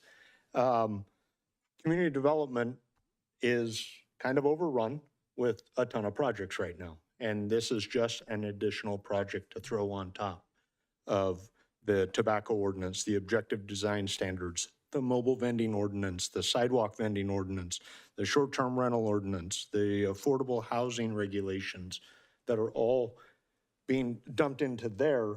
And then we're going to pile one more on top, which she, to Alexis's credit, never once said, we can't handle it. She's just saying it's going to take us a minute to get to it, to even start the work on it. So I'm not sure if it wouldn't make more sense for us to just revisit this in the spring. And maybe if we could start off with getting that survey done of how many historic buildings are within the city while we're waiting to really jump into these projects may not be a horrible idea.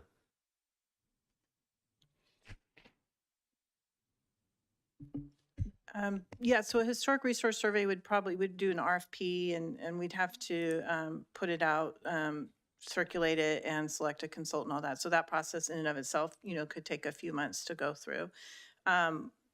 If council allocated the resources to do that. I'm trying to find a way to say this.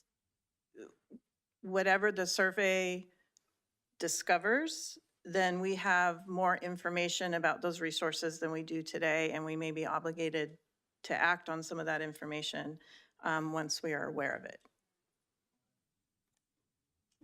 Thank you, Alexis. I want to mention too that this was an item that I brought forward in 2021, so it's been a while. And at the time, we were having a pretty robust discussion about the costs associated with some of these items and the time frame and all of those things. And so at the time, we thought, you know what, let's pull back a bit and start looking at what we were calling the low-hanging fruit. And so that's how some of the developments have happened so far.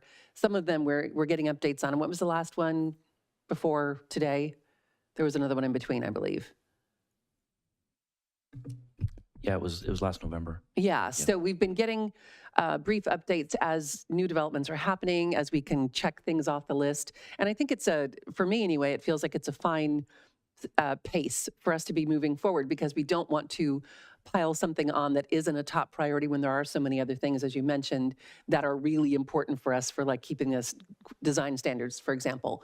But I do think when there is something that we can check off the list and show that there's progress, I know that this is something that some residents are very interested in. We're not doing a climate action plan. We decided that back in 2021 as well, because that is incredibly expensive and takes a lot of staff time and effort. And so this was our way to sort of approach the conservation and open space elements that would help to reduce greenhouse gases, for example, without as much of the cost or the overload. So I feel good about the pace that we're bringing things forward and the way that we're introducing things that we can kind of just check off the list, low-hanging fruit-wise. But I was hoping, Eric, if you could answer the question the caller had about COS 1B and COS 2C and the estimate of time and cost on those, if those are still valid. Yeah, I don't have a great answer to that because I didn't focus on those two specific items based on direction provided by the council last year. I do know that the caller, and I think what he was referencing was in his work as a commissioner, he had requested the future agenda item to explore kind of some alternative ways of dealing with open space conservation. And I think that was delegated to the city's Brentwood Municipal Code Review Committee, if I'm not mistaken. And I think they had their first meeting in July timeframe, if I'm recalling correctly. So that's an ongoing effort. Great. I think that should at least answer the question, unless there's any kind of correlation between inflation and potential costs associated with some of these items. Yeah, I mean, what he's referencing, the hours that are estimated in that table are basically, they're big time estimates. Some of it is kind of intuition and sort of gut, and some of it's kind of spitballing, for lack of a better term. So these would all be refined as individual efforts are undertaken. Even the estimates tonight with thresholds of significance and the historic survey and all that stuff, those are estimates on part of staff that would get refined over time as they move forward. Thank you very much. I think that answers everything I've got. If there is no further discussion, we will consider a motion, which I'm happy to make if no one wants to. I move to adopt ordinance 1077, amending the Brentwood Municipal Code. What am I doing? I'm on the wrong one. My apologies. I move to accept the recommendation on the open space and conservation element. And I don't believe there was any changes to what the recommendation was, so as is. And I'll second that. All in favor? Aye. And there was, Sorry. Yes. So the staff recommendation was to just receive the update and provide any further direction on implementation. So we understand your motion to be accept that staff update and provide no further direction at this time. No further direction, Thank just we've kind of continued in the same path. So yes, keeping that the same. And again, I'll just double check. All in favor? Oh, wait. Not yet. Okay. Well, on COS 3C, there was a question asked to whether we want to include the VMT standards and cost to return on or about September, around next year. And I don't Right, and think there we was talked about the VMT standards. There was a recommendation to delay the action step until the decision on adopting the city-specific VMT standards. That's Are we okay with tonight. that? That's tonight, right? Mhm. Okay. So that's kind of, all right. Eric, did you have something you wanted to? So just to be clear, the near-term items, which basically relate to the creation of the website, the recycled water issues, those are all complete. The 3 remaining items, one of which is the CEQA thresholds of significance, again, estimated at $35,000. The second was updating the zoning ordinance to reflect the creek standards. Staff's recommendation on that is to not do anything other than reference those in the focus zoning code update and the objective design standards. Very easy, no cost. And then the last one was the historic issue. So I guess the question is, how does the council feel about moving forward with either of those 2 items in the near term now, which is 3C and 6B? So I guess the reason why I asked is later on item, and thank you for asking that question, on 3B, I think I'd go along with, 6B, I'd go along with the recommendations, even if it means we have to wait for a while. I'm okay with waiting with that one. But on the 3C, it just doesn't make sense for us to say we're going to wait till we make a decision after tonight. It feels like we need to hear the conversation from tonight and then return back to 3C to make a decision. It just seems.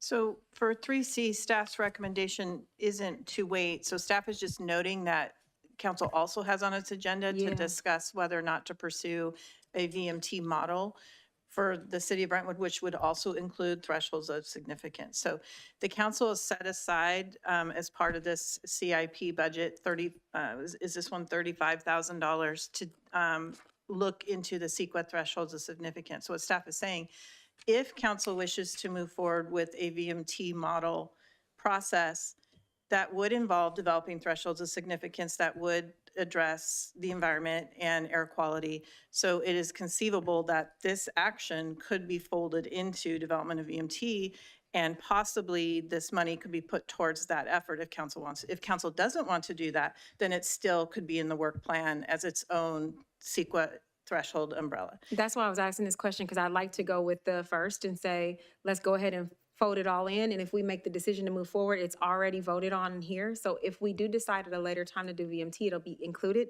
And then under number COS 4F, reaffirm the focus zoning update and objective design standards. And then I guess we can hold off and wait on 6B. I think that seems like the consensus, right? Yeah. So that would be my friendly amendment to the motion. Amendment accepted. And I'll second. Everything clear with staff on that? That's very helpful, yeah, thank you. Okay. So with the friendly amendment, do we have a consensus here? What are you saying here? Yeah. All in favor? Yes. Yes. Yes. Thank you. No opposition. Okay. And, I thought I saw a question over there. So we are at this point requesting future agenda items. Any new items? I have one. One that just popped up to me as I was going on the website. So if you go to the landing page on the welcome for Brentwood, there's 1, 2, 3, 4, 5, 6 tabs. If you scroll through them, and here I am being the diversity, equity, inclusion, and belonging police, they don't seem very diverse. And so I'd like to see if we can, and I don't know if this even needs to be a future agenda item request, rotate some of those photos if possible.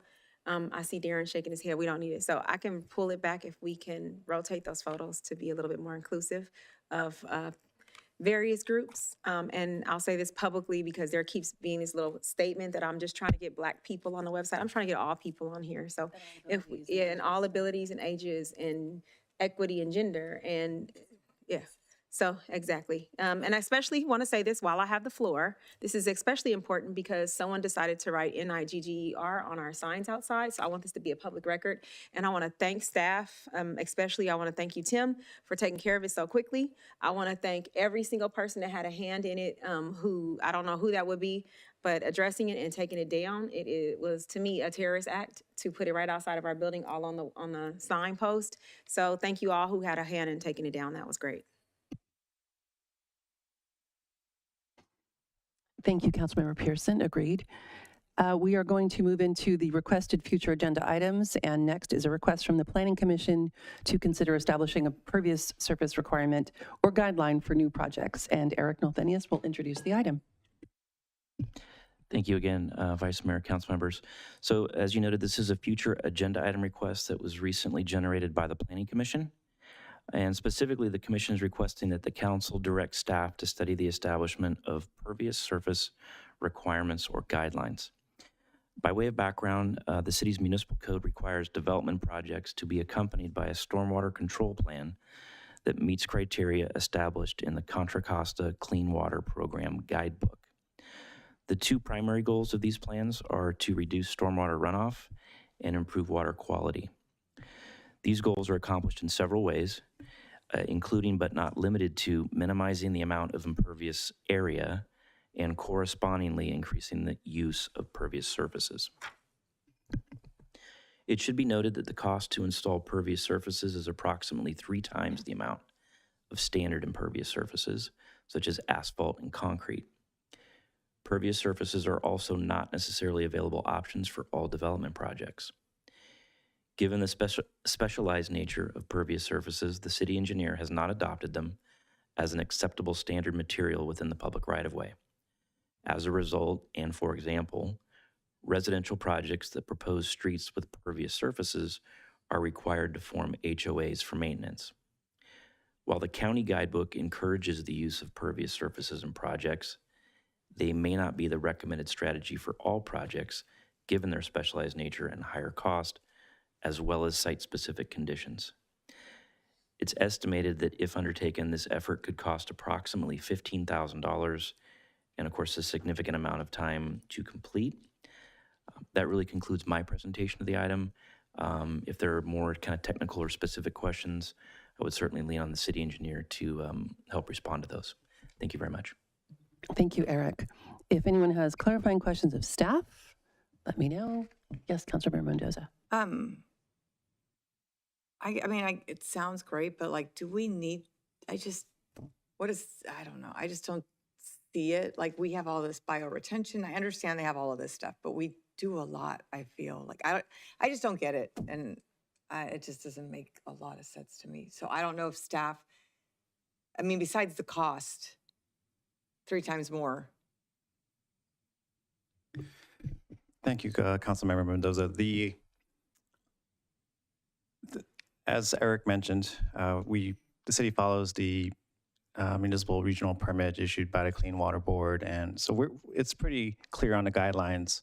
And again, pervious surfaces is definitely one of the measures that are available to developers and the city, as well as we have public projects that come forward. We ourselves have installed bioretention basins.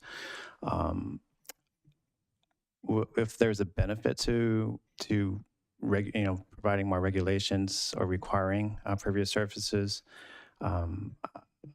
personally, I feel that what's in the guidelines currently, it's available for developers and the city, to implement as well. It's something we always evaluate. It is very site specific. I would say that the guidelines as they exist are pretty thorough. And can you clarify, Alan, if we are using pervious surfaces, that means there automatically becomes an HOA requirement?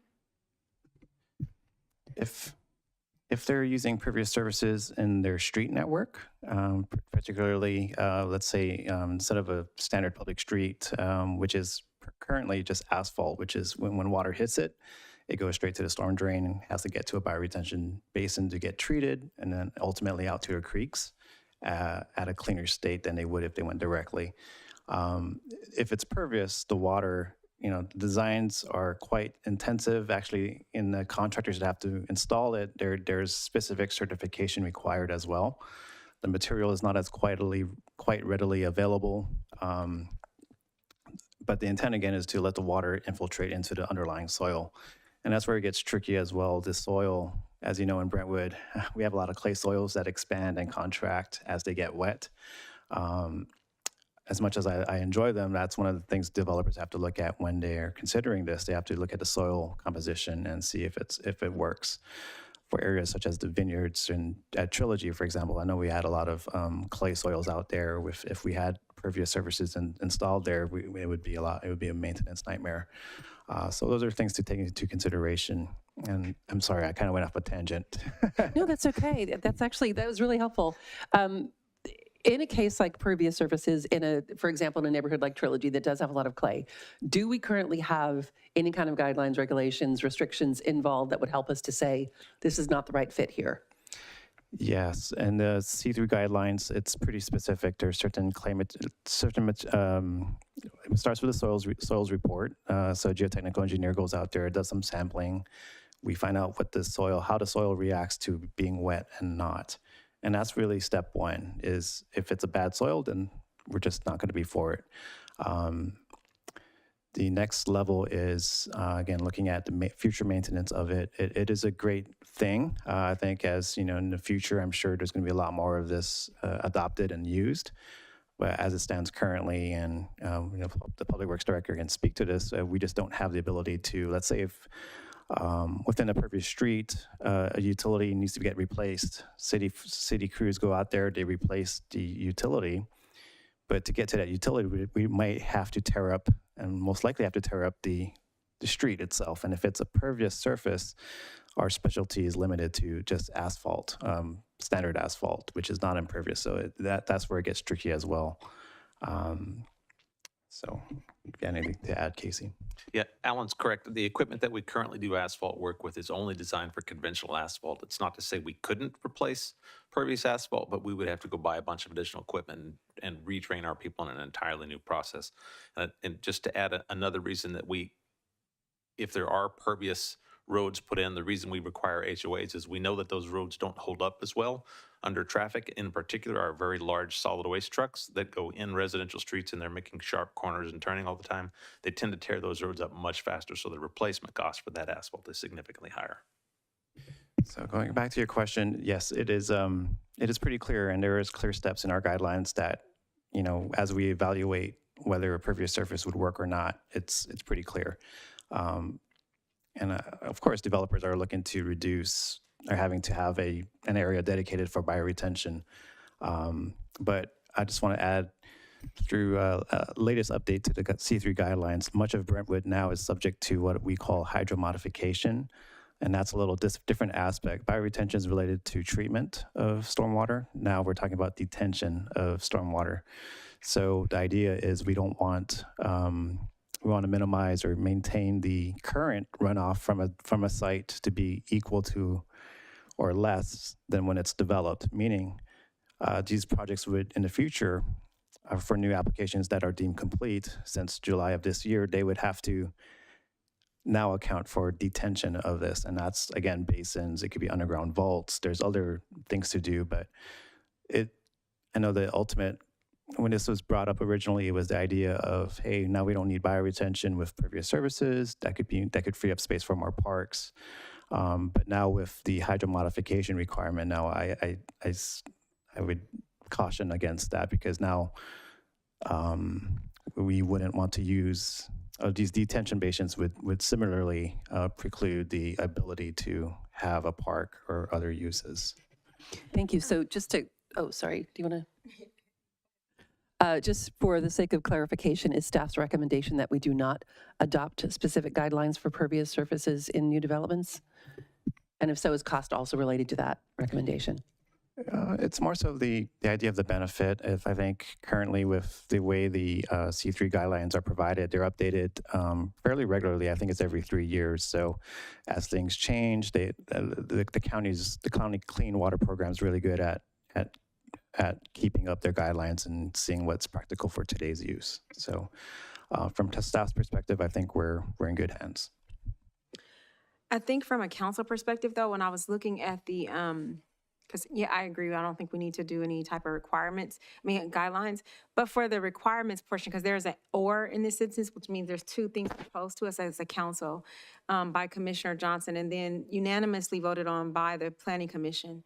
So my question is, we had a project that came up. One of the things was that the developer wanted to use pervious surfaces. And I think the majority of us didn't want to.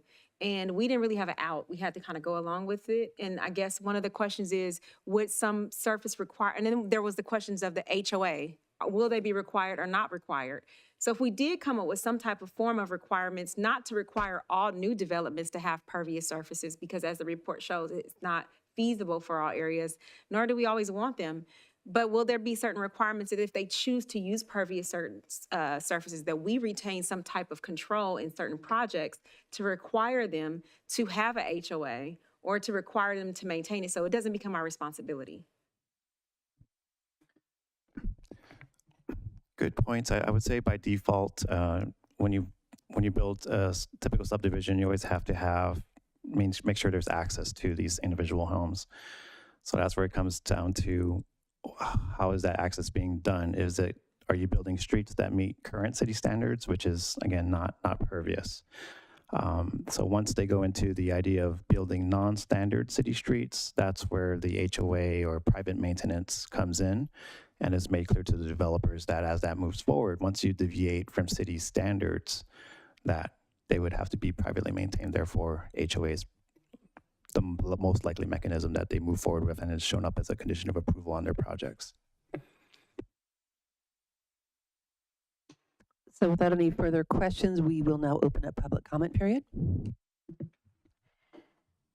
If you're participating via Zoom, please raise your hand to speak. If you're in person, please file a speaker card with the city clerk. Your microphone will be muted if you speak on items that do not pertain to this agenda item or after the speaker timer has expired. We received 0 written public comments in advance. I do not have any cards in person or hands raised in Zoom. Thank you, Amanda. Any council discussion? And if no discussion, we will accept a motion and direction to staff.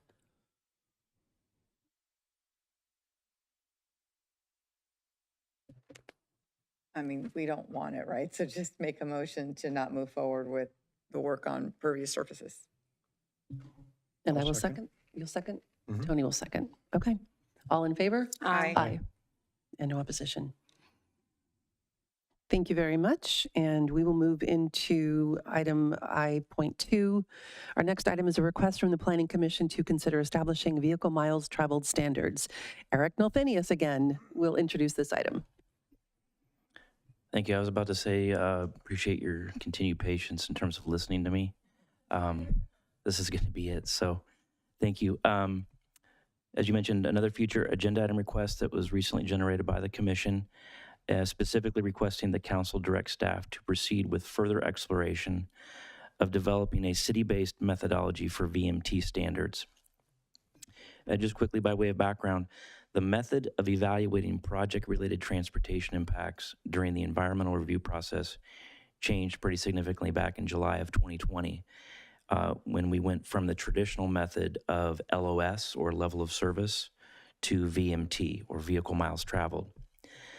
The city does have the ability to evaluate VMT on a project-by-project basis, and that's what's been done since the change occurred in 2020. The city utilizes methodology that's been developed by the Contra Costa Transportation Authority. The city also has the ability to adopt its own thresholds of significance, which would need to be developed through a public review process and be supported by substantial evidence. This would begin with hiring a consultant to develop, test, validate the methodology, among other things. A number of steps are involved, including public engagement. It's estimated that this process could take anywhere from 9 months to a year to complete. with a fairly significant cost of approximately $175,000. If this item does indeed move forward, staff would bring a general fund budget request at a later date for consideration. Again, this is one of those items where, depending on the nature of the question, I may lean on the city engineer for some more detail, but that concludes my presentation, so thank you. And clarifying questions? And maybe I missed this, but how long do you think it would take from beginning to end to determine a citywide VMT? I think in the staff report, we said somewhere between 9 months and a year. Okay. Yeah. Is that when you do a citywide VMT, the VMT I think is very different on the west versus the east because of the proximity to the Highway 4 bypass. Do we do area specific like the models do it? Like you could get the different VMTs for the different areas, or do you do a citywide one? My guess it would be by area. I think right now they're in what they're called TAZs, which are traffic area zones. Okay. So it would be something similar to that. Okay. Because yeah, it's hard to develop a model that would just be citywide given the way that traffic moves and the different land uses and locations. Exactly. Okay, thank you. Sure.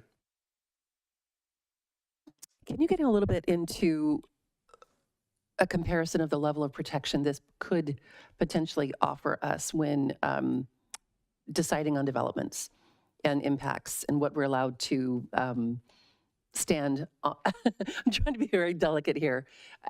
Could this potentially protect us in a different way from what we're currently doing? And can you get into what that would look like?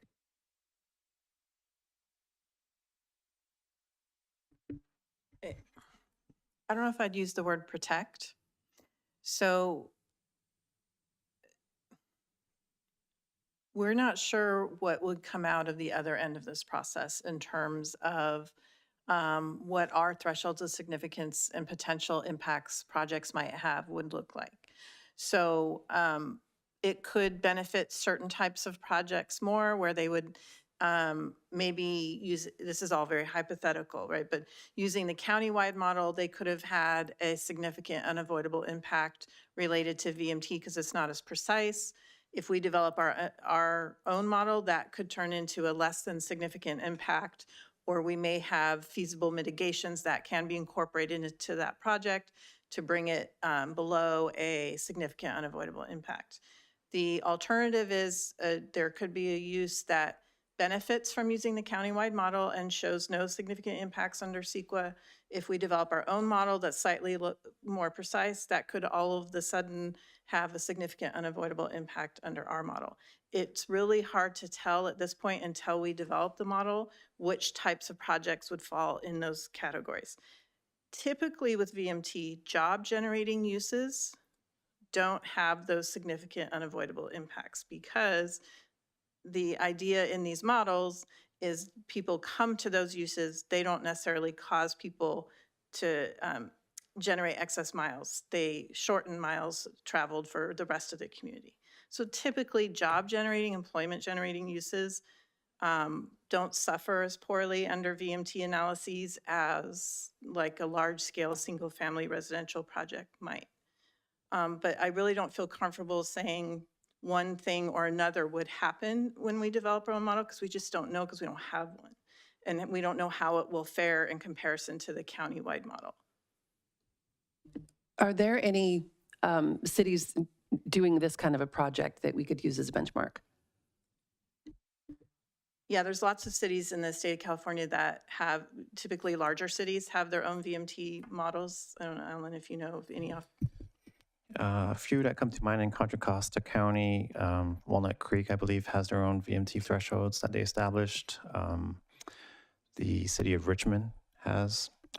Elsewhere in the state, I am aware of the city of San Jose and some other bigger cities.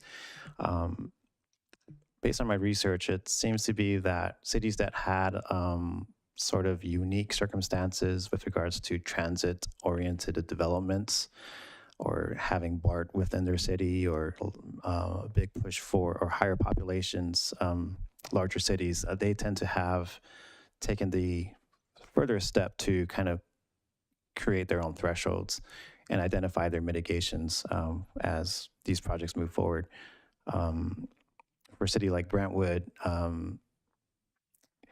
I personally, we don't quite have BART. I know someday we may have it. The ultimate goal, from my understanding of SB, I think it was 742, that led to this requirement was to reduce greenhouse gases, meaning getting people to use their bikes, use transit, use shuttles to get to work and where they need to, basically getting out of their vehicles. So those are the kind of things, as if we were to move forward, we could start looking at possible mitigations. I'm not sure if it's council's or planning commission's concern is regarding, it seems to be more about congestion and how much time they're spending from getting from point A to B. This process, from my understanding, will not benefit from that. Okay, thank you. Any other clarifying questions? Okay. So we will now open up the public comment period. If you're participating via Zoom, please raise your hand to speak. If you're in person, please file a speaker card with the city clerk. Your microphone will be muted if you speak on items that do not pertain to this agenda item or after the timer has expired. We received 0 written public comments in advance. I have no speaker cards in person, and I have no hands raised in Zoom. Thank you very much. And on to council discussion. I'm all about having our own BMT. I think it's very confusing when we get staff reports where the numbers are coming from. They're not, just the sourcing isn't very clear. Yeah, I do hear a little bit of an echo. The sourcing isn't very clear. The whole goal of BMT is to, again, reduce the greenhouse gases. And it's either by building more homes where jobs are near, so you don't have to get on the road as far. So in the past, we could either accept or deny or mitigate projects based on LOS. We can't do that anymore as of 2021. And so now we are using VMT. So my understanding is you can deny a project that doesn't reduce your VMT by 15% or find mitigating levers you can pull to help with the traffic, which we know is one of our residents' biggest concerns is traffic everywhere. So I think we probably need a more accurate VMT that we can speak to and make sure that the sourcing is more accurate for us in our city. So I don't think today is the day we approve the spend. I think that should come back during strategic planning. But I do think it's something that we need to do because it'll help us, I think, better understand what the traffic is really doing and understand how we can mitigate all of the traffic risks that we're seeing in our city. I mean, we've just had a few horrible accidents in the last couple of weeks in the city. So we got to figure something out. And if it's getting more accurate data for us to find solutions for our traffic problems, I think it's something we need to look into. I want to say, I think my biggest barrier to this process is the cost. And so, because I agree on everything else, I think using the county VMT may not help us the way we need it to. I think the idea of trying to have some impact on or some decisions about what impacts traffic developments are going to have on traffic, it's just more tools in our toolbox, basically. Is there any other discussion? Because if not, we're open up to a motion. I'll make a motion.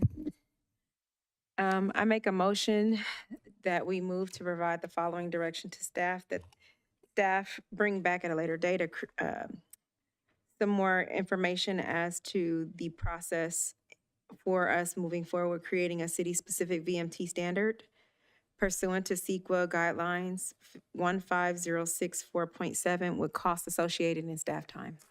And I'll second that. All in favor? Aye. Aye. I didn't hear you. Thank you. And no opposition. Thank you very much. We will move into, unless staff has any questions about that, we're clear on the motion? Okay. We're going to move into I3, a request from Councilmember Mendoza to remove 2001 Shady Willow Lane from the list of surplus land to become a park. Yeah, we had discussed this 1 acre parcel was there because we swapped it with the fire department and they took the area behind Pioneer. We still haven't heard back on the status of what's going on with that land behind Pioneer. And when we did this, it was supposed to be a really big park for the community. And we had this 1 acre spot left. So based on community feedback, we were going to keep that parcel because they are owed a park. So I just want to take it off the list. I don't think it's something that we should sell now. And I know park is expensive, but I think that they pay LLA or park fees, LLADs, I can't remember, the landscaping. So I think we need to see what we're doing with those funds because there's, again, originally supposed to be a park there.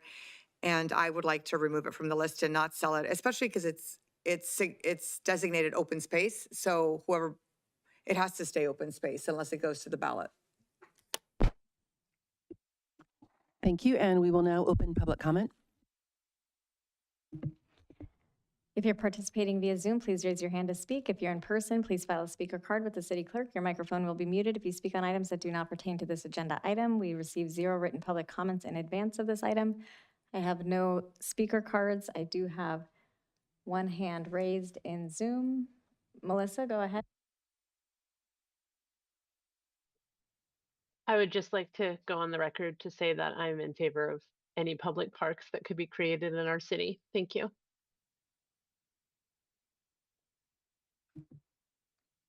Broad floor, go ahead. Thank you. Yeah, I second the notion that we need to keep as much open space as possible. And this is something that benefits not just the community that's nearby the park, but the city as a whole. Studies have shown that parks increase property values wherever they're found, and more parks is better. And this is one that, again, the community was, I remember quite well, was dismayed to see this park surrendered for the use to be a fire station. And if it's not going to be a fire station, we should give it back to them. You know, right is right. And we need to not be basically screwing over our communities by process. We need to be mindful. And I applaud Councilmember Mendoza for being mindful of that. Thank you.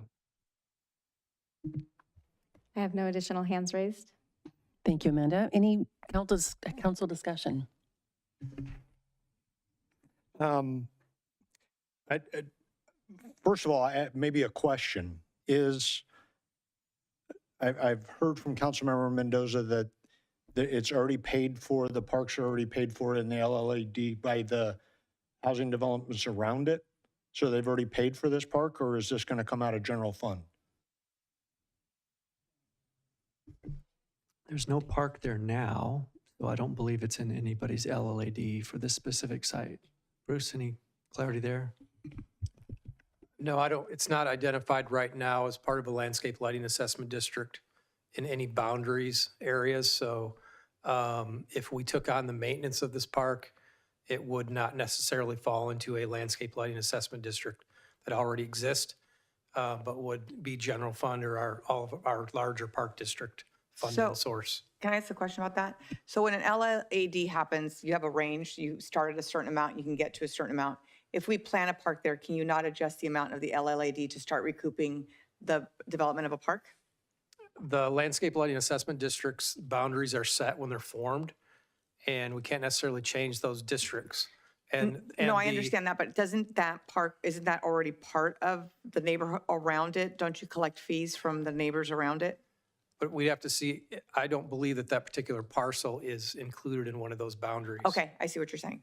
Was the parcel behind it, because that was planned as a park, what is it, over 4 acres? Behind the Pioneer. larger parcel was a 5 acre. I don't recall if that was included in a landscape lighting assessment district or not. So we planned a park, but we hadn't planned the spend of how we were going to build it, is what I guess what I'm hearing? Yeah, I don't recall that 5 acres, if that had been included. I don't believe that was included in a landscape lighting assessment district boundary for future maintenance of that 5 acre parcel as well. But I'm going off of a recollection. I'd have to double check that. Okay. I can give a little clarity on it. So when the school district originally owned a larger parcel, when they subdivided and built the Pioneer School, they had that as surplus property, and the city 20 plus years ago purchased it. So typically when parks are developed by developers, they are then conditioned to come into the LLAD and pay for the construction, maintenance, et cetera, ongoing of that park. This was a standalone, so it's not in any LLAD, that 5-acre piece or this 1-acre piece that was swapped. If there is an LLAD adjacent to a development, that could be a future vote, if I understand right, and it could be annexed into it, but you'd have to get all those people now vote towards making that a park and paying that additional assessment fee. But to your request, we can certainly remove it from the surplus list, even if we've gone through the process with HCD, that we could still remove that from the list if that's the council's direction, and then come back at some point and figure out how to fund a park. So I guess as part of the discussion, we have a lot of future projects that we're working on that we're trying to accomplish right now. We've got the sports complex, we've got the amphitheater, we've got the possible youth center down at the CD Prince building now that we're holding up. So to add an additional project of over $1 million that's going to sit vacant for years before we can ever get to it, because we can't afford to develop it, I think I don't think that makes any sense. So I would disagree with trying to turn this into a park. I think we leave it right where it's sitting, sell it, and then move forward with whatever the next projects we're working on are. Yeah, I have to agree. My main concern, I mean, I don't dislike the idea of it becoming a park, but I think if it's, my concern is the funding for it, since we now know that the LLAD is not going to incorporate. If it was to be easy, just why not? Makes sense, right? But yeah, if we're talking about general fund and we still don't have all the money for the sports complex part 2, we don't have all the money for the amphitheater. I think those are my priorities right now. Not to say though, you made a good point. If it is supposed to be for open space, then if someone did purchase it, it's not. Darren says it's not. Oh, if it was constituting open space, then whoever comes in has to. But if it isn't, Can you pull up the overlay? I thought it was part of that Not Measure Measure Q. Q, if that's what you're asking, no. No? Okay. It wasn't yeah. designated by the zoning code or as a park at the time. I thought that was one of the ones that we had put on the list. We could double check, but I don't think so. So I wouldn't mind us taking a look at this later on, but I think it would come after we talked about more funding for the parks. And I mean, even the discussion on VMT, like I'd rather fund that because traffic is always a big issue. And I know we're not talking about that, but like talk about funding, so. Yeah, I don't think it's something we have to do now, but once land is gone, it's gone. That's my problem. So I'm not saying we got to build it now. I mean, the sports complex was over 20 years, right? The amphitheaters. So I'm not saying let's spend $1 million now. I would rather it sit dirt than it get built on and then that neighborhood never get a park. So that's me. I mean, I don't think it costs us anything to sit on it, you know. So to clarify, if this is not part of the overlay, can we clarify what the uses would be for that parcel? So just while he's looking that up, does it cost us anything just to sit on that project, on that piece of land? Might be some nominal cost to weed abate or whatever, but not significant. It's not on the tax roll, so you're missing on property tax, but that's, again, nominal. And if someone does come with a bid on it or something, we still have the discretion to decide on that piece of parcel if we want to move forward or not, right? So what we can do is we can bring this back for further discussion and analysis if you'd like. But the discussion item tonight is, do you want to remove it from the surplus list or not? But we could certainly do more analysis on what a park costs and Yeah, I'd like to LLAD know about the expansion uses and all too. those other things. Can we do that? I'll make a motion to bring it back unless you want to make your own motion. And we'll confirm, just since it was asked earlier, it is not currently included in Measure Q open space protection. All right, so I make a motion for staff time and attention to be spent on bringing this back at a future agenda, future meeting. I'd like to just make sure that that motion includes identification of what the uses would potentially be. I think all of the questions, the costs, usage, if it's Measure Q, all this other stuff, if we can bring all that back, that was discussed. Run the tape back, Katie, run the tape I was going to say, I've got cost, usage, Measure Q. Anything else? Could we ask for what the impact would be if we were to annex that into the LLAD that is right there? Like what the impact on the residents would be? Would we need to engage them in a vote? Would we need to like identify exactly what it would cost for them? So the way to come up with that analysis is to design a park. So then we know what it costs to build and then prorate that cost to how many residents would be paying an annual fee towards it. So that's spending a lot more money to find out how much that costs. So that's a bigger project. Got it. Thank you. It is on the surplus list now. We're not currently marketing it though. So there's no urgency in that sense. We're not selling it per closed session direction already. And I'll Thank you. second. All in favor? Aye. Hold on. Oh. I'm sorry. I didn't hear the motion, so. The motion is to keep it as is, have staff bring it back with all those things that we all just clarify for Katie being the maintenance. What would be the maintenance be? What would be the cost associated? What would usage of the park be, like, if Okay. type of usages? Aye. Thank you. The motion passes. And no further questions, right, Katie? We're covered? Okay, thank you. Next, we have a request from Councilmember Mendoza regarding the City Council considering an objective design standard regarding shade ratios at new parks. So one of the biggest requests, and it's come up several times in the last few months because the heat was so bad, is that our current parks don't have enough shading. So this was a twofold one. The first part I'm going to talk about is the ratio at new parks. So if we're hearing that we don't have enough shade, what would be the right amount of shade and seating? And also, I want this to be part of our design standards, so can we fold this into our objective design standards for new developments so that they know exactly what they're supposed to be doing? So that's kind of my ask. Okay, and we will now open public comment. If you're participating via Zoom, please raise your hand to speak. If you're in person, please file a speaker card. Your microphone will be muted. If you speak on items that do not pertain to this agenda item, we received 0 written public comments in advance of this item. I have no speakers in person, and I have no hands raised in Zoom.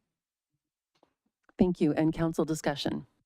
Thank you for bringing this one, and this is not a jab at Parks and Rec, but we just do not have enough shade at the parks to the point where I don't want to go. And if you go to some of our parks, we have like a bench. There's limited seating, so then people bring, and I'll talk about Dolphin Park, the park that everyone brings the excitement to everybody in our city. In my neighborhood, there are literally like 2 benches. There's a picnic table area, but in the area where you play with your children at, there's a bench.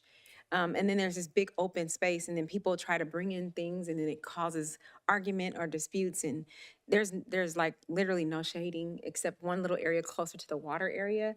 But it would be nice to have increased shading. Also at our dog park, there's, I think someone brought this up in public comments, and the limited back here towards in District 2 at the dog park near Sunset Park, there's very limited shading. And so I'd like to discuss more about, yes, and more yes, about not only new parks, but existing parks.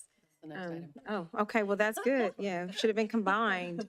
Yeah, so. Can we just combine them? That would be nice. They'll have 2 different processes. One is to change the code, and Okay. if it's not the objective design standards, which is for single family that we're working on, this might be in the park standards document. So different place to make those changes and identify how many shade structures and what kind of shade structures, and how many trees, how many benches, picnic tables, et cetera. Thank you for that clarification, because I wondered, just looking at it like, why is it not compute? But I'll have to add too, when we talk about adaptive recreation and inclusivity, we have a lot of people who can't be in the sun so long, can't be under that need to be more shady. So I think it's something that we can take into consideration too on our separate committees about having more shaded areas and more seating for people who have abilities, invisible abilities that will require them to have more seating. And different heights on seating too would be helpful too to discuss. But yes, when we talk about new, I would like to do some type of update, and thanks for bringing this because this is a big deal. This is why I don't go to the park as often. I used to. I fully support this idea as well. I would like the idea of incorporating seating into this ratio, but I don't know if we're able to do that because it wasn't part of the agenda item. Right, okay. However, it was part of my agenda item when I brought it up. It got missed from the typing, but I did mention it. I said shade and seating. If it was missed, then go ahead and talk about seating. Wonderful. No, it was when I I, said it. I We thought can I go back remembered to- that too. I think you might have remembered The it too. focus was on Councilmember Pearson. shade, but I think you did, I do What? remember Yeah. Stephen mentioning. Yeah. Well, I mean, yeah. I mean, staff heard what we want.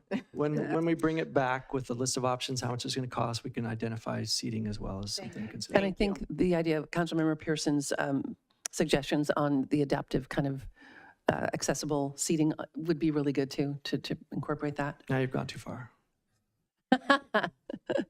And any clarifications on this discussion? Yes. Kind of throwing this out there just as a thought, not any objection to adding shading, not any objection to changing seating, not any objections to any of this, but we have a Parks Commission that comes in and makes a lot of decisions about our parks.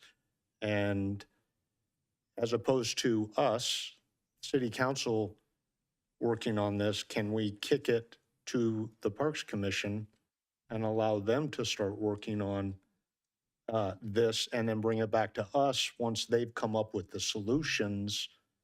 I mean, we have all these commissions that we use within the city of Brentwood, and then we just don't use them, and we bring it all before ourselves as opposed to delegating it. We get stuff delegated to us instead of us delegating to them. I guess And I'm just saying if that makes sense. Yeah. I don't have a problem with that. It's just, here's the issue. That's more staff time, right? Because it's, and I'm not trying to take away from Parks and Rec, but I would have hoped that this would have came to them and they would have considered it whenever our parks are, and they haven't considered it yet. So I think that's why it's here now, because it wasn't considered at the time when all these parks were being developed. And it's not an issue, but it's gonna eventually come back to us anyway. The issue that I have with it going to them, then coming to us, that's additional staff time, right? Because that's another meeting that someone from Parks and Recs, someone from administration gonna have to be at that meeting. Then it's gonna have to come back to us. That's another meeting. So we have another additional meeting with staff. Not a bad idea to have them flush it through. But I don't know if we need to spend extra time and money on it. If it's coming to us anyway. They meet regularly, right? Relatively regularly. It's not like they're gonna call a special meeting just for this. So wouldn't they just discuss it at their next regularly scheduled meeting and then have the discussion? And I mean, maybe I don't understand how the Parks Commission works. Bruce, they're already talking about this now, aren't they? They do have a future agenda item regarding shade in parks already. Existing or new? So they have brought the specific item, not about design standards necessarily, but about how we can improve and put more shade in our parks and in our new parks that we're doing. So they have a very similar item as a future agenda item that they have asked for. Can seating be incorporated into that item? I think you can, if you want to give any direction to the Park and Rec Commission to take a look at, the council can do that. I mean, if they're already going to look at it, I get what you're saying, but I mean, if they're already going to look at it, that's fine. I just want to make sure we're getting the standards are specific so that when a developer comes, it knows what to expect. And it's not just, I think people sometimes think it's only kids, because yes, the mothers of Brentwood are a big driving factor for this, but it's also the Trilogy residents, and we talked about it, and you guys took care of that. You added some shade, but just talking about shade at all parks with old, our seniors that live up there. And it's not only shade structures, but also trees, like having more trees might be an option. So that's the only thing that I thought we would talk about. But if we're giving that direction now, it's not just, I mean, those sale things are great, but also a lot of the seniors were like, we want more trees. Like, they really want more trees. It's very interesting. And I don't know what that takes to maintain a tree out in the park, but. So then would we, if you are comfortable incorporating those thoughts into the item that's already being discussed? When are they gonna meet? They just recently have brought this up as a future agenda item, so we will be bringing it back when staff has the time and resources to bring that item back to them. And if there's standards, design standards, then if those are developed, I think that would again come back to the city council as well for clarification, not just stay at the Park and Rec Commission, so. Okay. But I think, to me, I think it makes sense to have them take a first look at it. They have been talking about this already. We have had a shade program in place for several years where we talk about the different kinds of shade, trees, shade structures, shade sails. We have incorporated a lot of shade into our parks after the fact as well through Measure WW funds with East Bay Regional Park District funding, where we added shade after the fact as well. So this is not a new topic to the Park and Rec Commission, and it was brought up through the 2019 master plan as well as being a top priority. So it's something that they have Sounds like you emphasized. just keep talking about, you just keep being shady. I couldn't help it. You said shade too many times. She couldn't help herself. I would like to encourage and empower staff when there is a pending agenda item from a commission that relates somehow to an item that we are bringing forward, that gets brought up in the beginning of the conversation. I think it definitely shapes where we go with it. So I would absolutely like to encourage that. Thank you. So at this point, do we withdraw? Is there a motion? I'll make a motion that our item on design standards or park standards for shade go to Park and Rec for review, where we increase the ratio and look at different shade options, trees and the sails, and as well as add in the increased seating for all abilities as well. You don't want it to come back to council? Well, it'll come back to council after it goes to, Yeah, their recommendations that would they'll cost come back money to us. has to come back to the council, so. And with that already being an agenda item, is there a way to incorporate the next request about existing parks, or does that still have to be separate? we gotta be separate. We will keep that separate. And if their request is that we don't need anything, then it wouldn't come back to council. That's what I'm concerned Oh, about. yeah, no. I think there's a general desire for more shade. It's just how do you pull it off and what are the costs? And does it become a barrier to development, which causes other problems? But a reasonable approach could be feasible, yeah. Say, we don't need it. We everything we did in the past was just fine. So, Although they brought forward an agenda item. okay. Okay, can part of the staff report make it clear that the desire of council is that we determine an updated ratio with increased shade coverage and increased seating? Could that be part of the staff report? Yes. Okay. Right now, we do not have like a ratio. So this is going to be a new thing that we talk about. So we don't have an objective design standard for a ratio. So that's something that will need to be worked out through the Park and Rec Commission and brought back to the council. Okay, thank you. So I'll second that. I don't think it's been seconded yet, right? And all in favor? Aye. No opposition. Thank you. And again, from Councilmember Mendoza, a request requesting the City Council consider adding additional shade at existing parks. So I think we just talked about this. Our existing parks need more shade. And I think when we first got on, Vice Mayor Suzanne and I, you did add some shade to parks, but I think it's just a constant ask.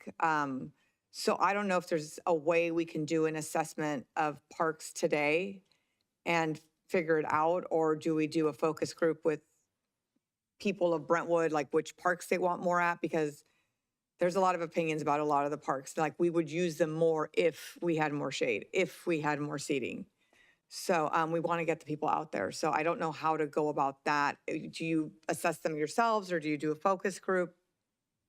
That's kind of my question. So there is an assessment from several years ago that was done when we did the Measure WW funding and we added shade to some parks. We do have some preliminary estimates from several years ago about identifying certain parks with playgrounds and putting estimates to shade. We looked at what parks have shade trees, what parks are going to need shade structures over playgrounds. So some of that work has been done several years ago. And again, I think this would be a great thing for the Park and Rec Commission to work through and bring an assessment back with, I can tell you it's not cheap. If you're putting in shade structures over playgrounds, especially those that are already built, it will be very expensive, but to have that inventory in place is helpful because then we have that to work through. Playground replacement programs, when we do playground replacements, then we can look at adding shade structures to playgrounds when they're replaced. But if it's not there right now, it is going to add to the cost, so. And that would include trees as well, a part of the discussion. Yes. Right, okay. And let's open up public comment. I shouldn't have spoken first.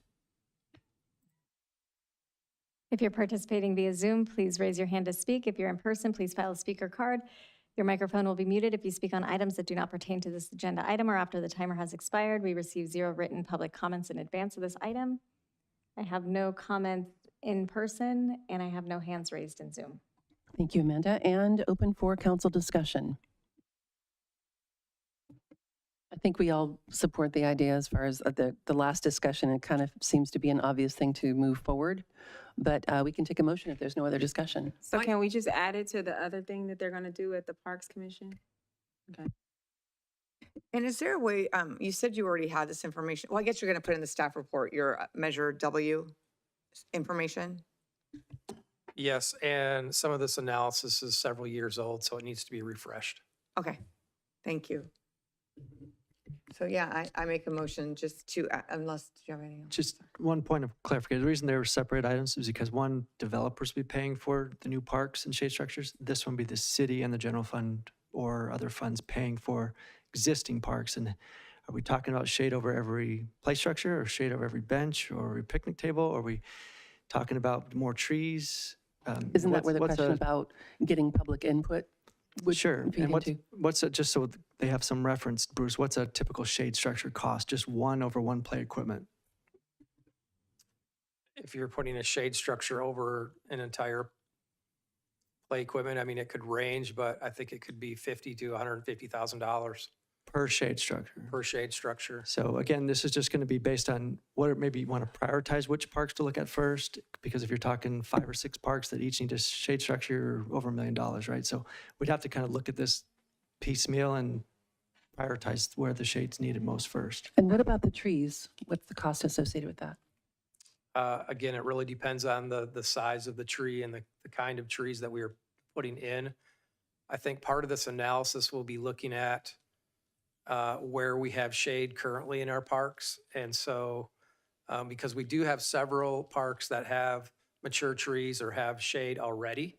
So we would be looking at, are there areas of the city that have a deficit for shade compared to other areas? So within a radius of, areas of the city, do we have playgrounds with shade?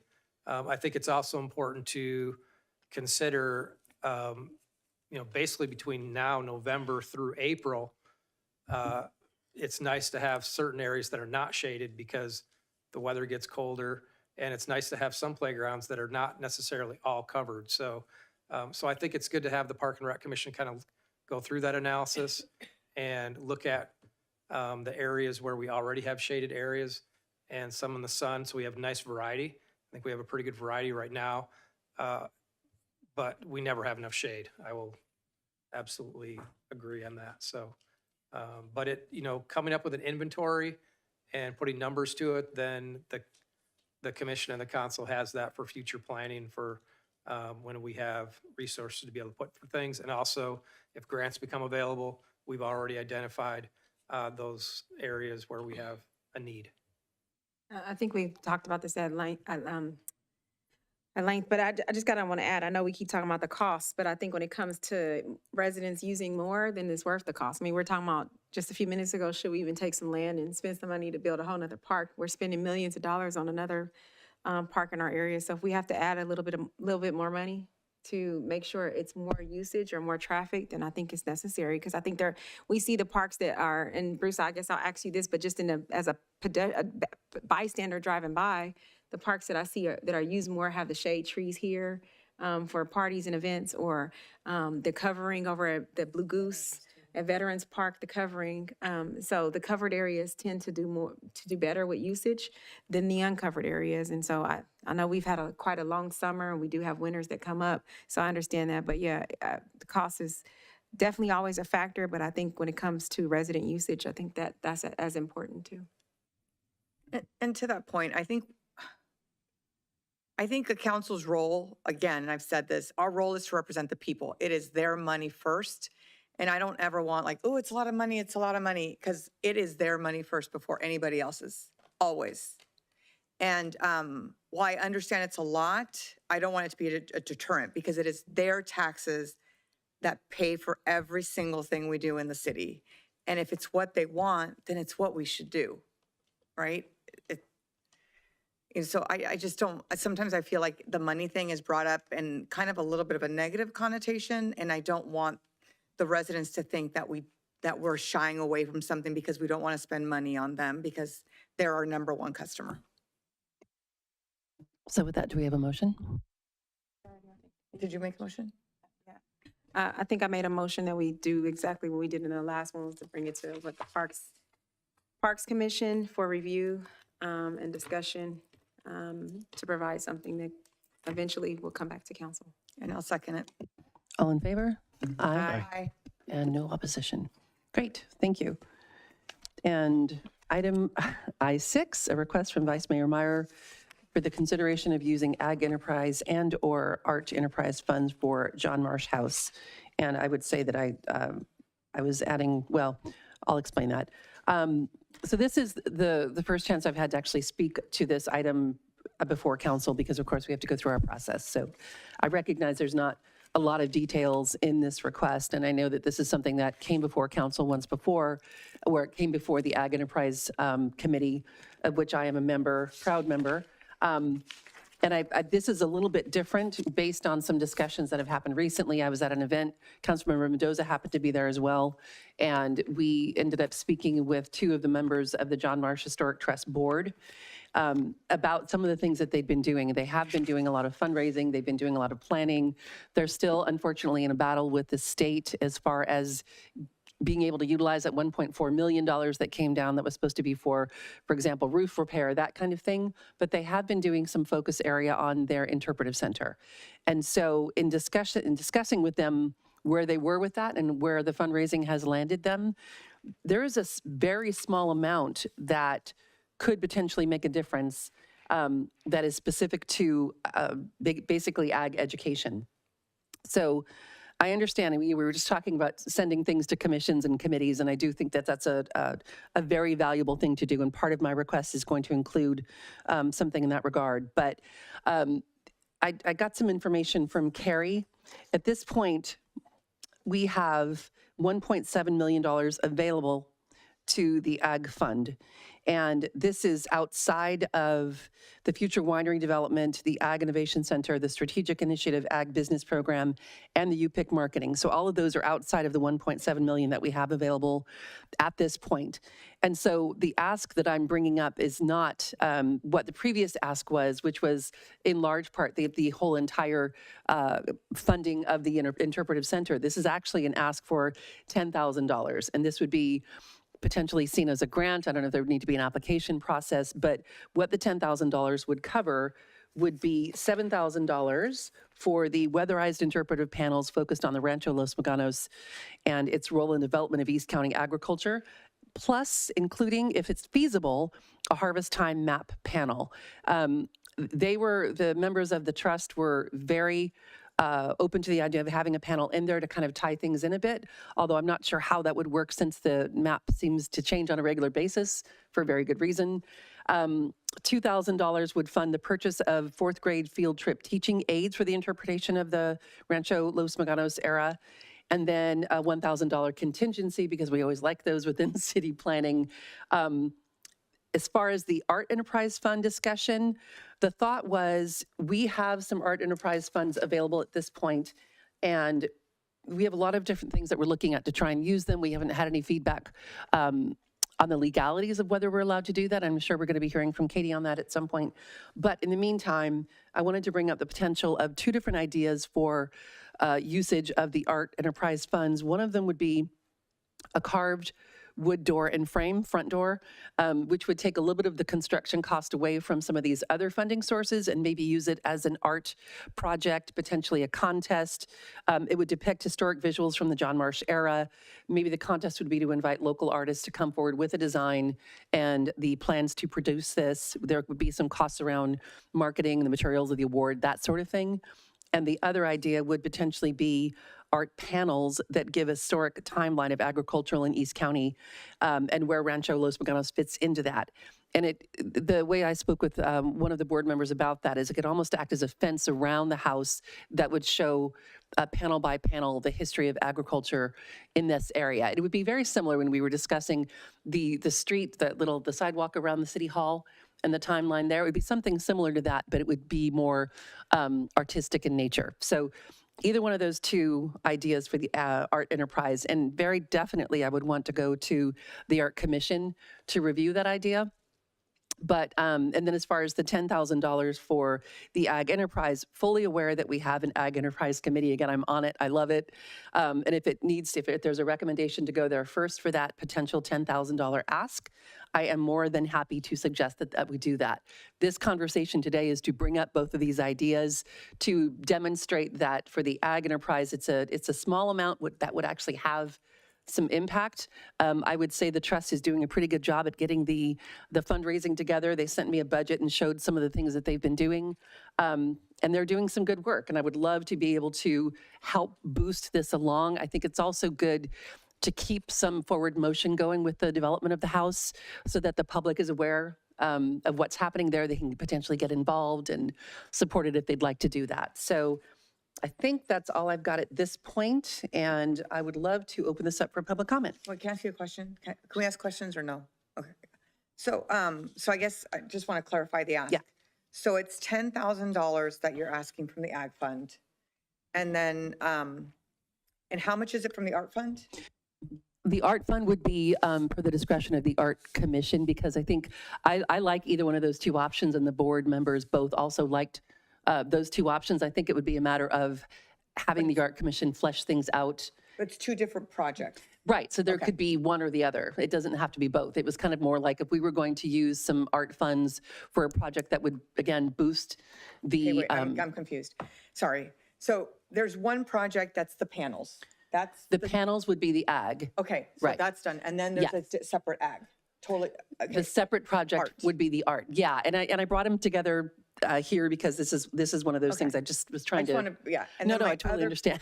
question is, so Harvest Time, we're not touching innovation of the art, the innovation. Okay. Those are all protected. Bless you. There is $1.7 million available at this point outside of what's already been committed to Harvest What's in Time, the Ag account total Innovation. right now? The account total is, well, there's the 1.7 million that's outside of it. So for the future winery development, 200,000 has already been allocated. Ag Innovation Center, 2.34 million. Okay. Strategic Innovation Ag Business Program, 175,000, and the UPIC marketing 2 years at $81,000 per year. Okay, I just want to make sure that we weren't going to touch the No, and if we were trying to take away from something like that, I wouldn't have even considered okay, it. I just want to make sure because I didn't. Yeah, no, I reached out to Carrie. I just wanted to be really clear that this was not going to have impact on some of these really incredible projects that are currently in the works. Okay, that was my question. Thank you. I have a staff question. Is this the time to ask questions? Okay. All right. So I know we got a letter from Jessica Enos. I think she's on Zoom, from Harvest Time President. One of the things that was in the public comment in her letter was that Ag Enterprise funds could not be used for something such as this. Can someone clarify whether or not Ag Enterprise funds could or cannot be used from staff? Tim and I are looking at each other. So the use of agricultural enterprise funds are subject to chapter 17.730, I believe. And it does have a fairly clear list of what such funds can be used for. So tonight it was really important for the vice mayor to be able to list out what she wants these funds to be used for, and then we will take that and compare it to what is allowed under the ordinance if the council, if majority of the council wants us to bring this information back for you all in a future meeting. So that's the type of detail we need to determine whether or not these very specific costs would be allowed, because really the agricultural enterprise funds are looking for, ag conservation easements, and then a fairly discrete universe of other accompanying items. So that's what we can look at. Okay, and then I have a second, did you want to? No. I have a second question. The wooden door and the other properties, would that maintain the integrity of like the historic nature that it, like it has to maintain it? Have they already the board looked into that? I did speak with the board about the opportunity of looking at a door and a door frame, because they need to do that anyway. And if the carving of the wood, for example, were to depict historic in nature references to the home, to what was going on at that time, that kind of thing, then it would be something that they would consider. They also recommended the idea of considering a panel timeline instead, but which would be, again, artistic in nature, but also would talk about the history. Okay, that's all my question. And we will open up, you're okay? Open up public comments, please. If you're participating via Zoom, please raise your hand. If you're in person, please file a speaker card with the city clerk. Your microphone will be muted if you speak on items that do not pertain to this agenda item or after the timer has expired. We did receive 2 written public comments in advance, which are summarized on the screen. I don't have any speaker cards in person or hands raised in Zoom. Oh. Jessica, go ahead.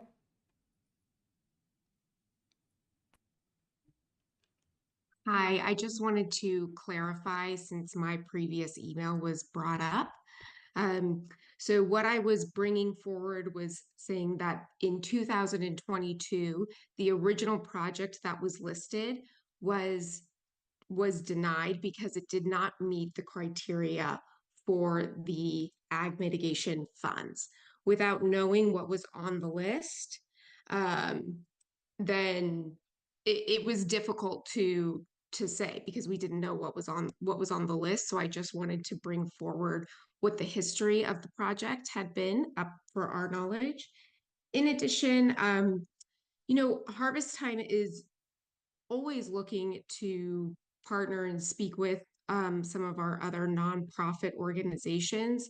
However, when we hear about it through a city council meeting, that is where I really think we need to go to the Ag Economic Committee so that way then we can continue to have these more fleshed out conversations and how Harvest Time may participate in some of these.